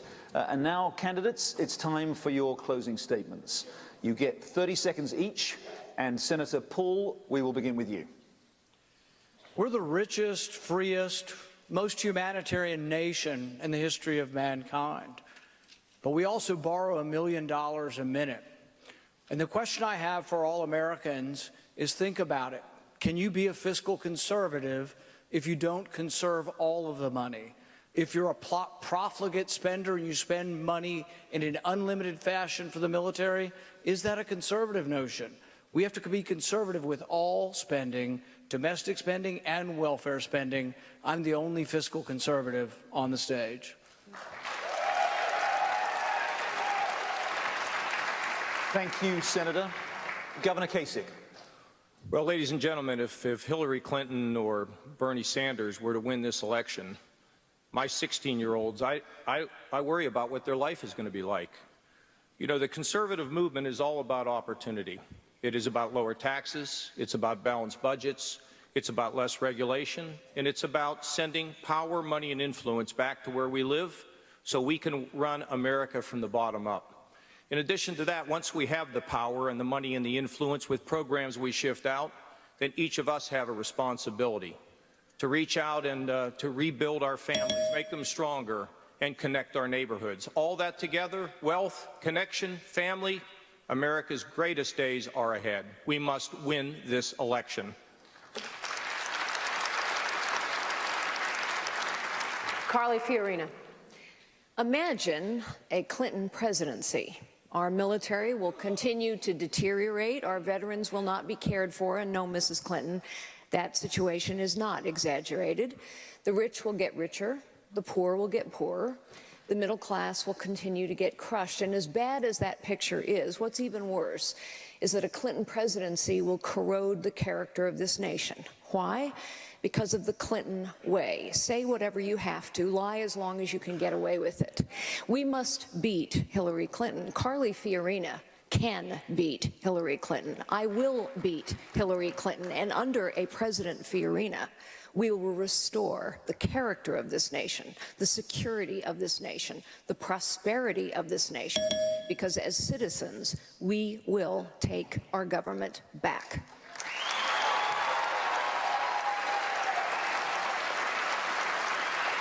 Former Governor Jeb Bush. Jane Horton is sitting with my wife here today. Her husband, Chris, was killed in action in Afghanistan.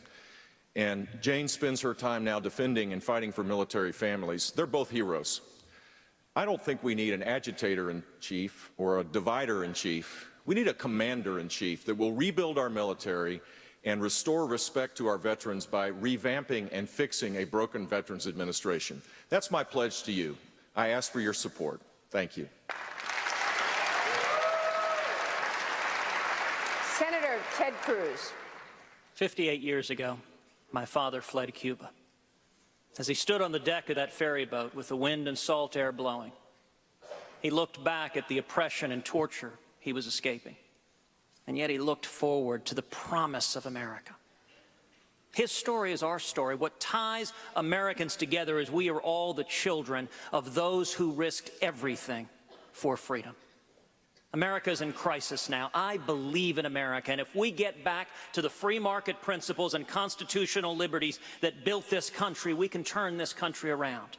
I believe that 2016 will be an election like 1980, that we will win by following Reagan's admonition to paint in bold colors, not pale pastels. We're building a grassroots army. I ask you to join us at tedcruz.org, and we the people can turn this nation around.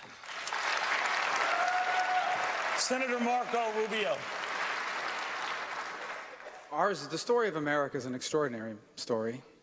It is the story of a nation that for over 2 centuries, each generation has left the next better off than themselves. But now, because Washington is out of touch, through the fault of both political parties, for the first time in our history, that is in doubt. And that is what this election must be about, because if the next 4 years are anything like the last 8 years, our children will be the first Americans ever left worse off by their parents. This election is about making a different choice, about applying our principles of limited government and free enterprise to the unique issues of our time. And if we do, we will not just save the American dream, we will expand it to reach more people and change more lives than ever before. And the 21st century can be a new American century. So tonight, I ask you for your vote, and I ask you to join us at my website, marcorubio.com. He's funny. Dr. Ben Carson. In the 2 hours of this debate, 5 people have died from drug-related deaths. $100 million has been added to our national debt. 200 babies have been killed by abortionists. And 2 veterans have taken their lives out of despair. This is a narrative that we can change.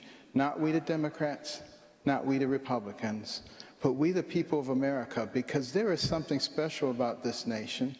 And we must embrace it and be proud of it and never give it away for the sake of political correctness. Donald Trump. Thank you. Over the years, I've created tens of thousands of jobs and a great company. It's a company I'm very proud of, some of the most iconic in the world. And I will tell you, I don't have to give you a website because I'm self-funding my campaign. I'm putting up my own money. I want to do something really special.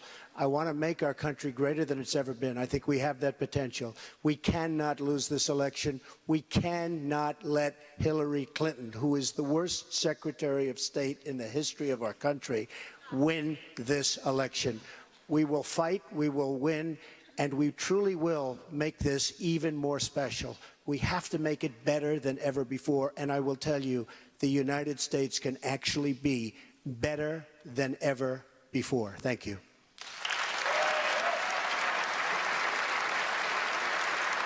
Candidates, we want to thank you all.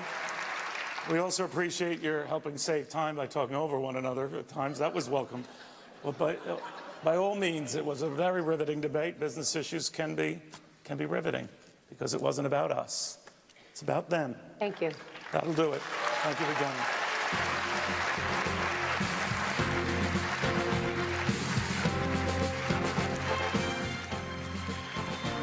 The final debate of this debate night on the Fox Business Network.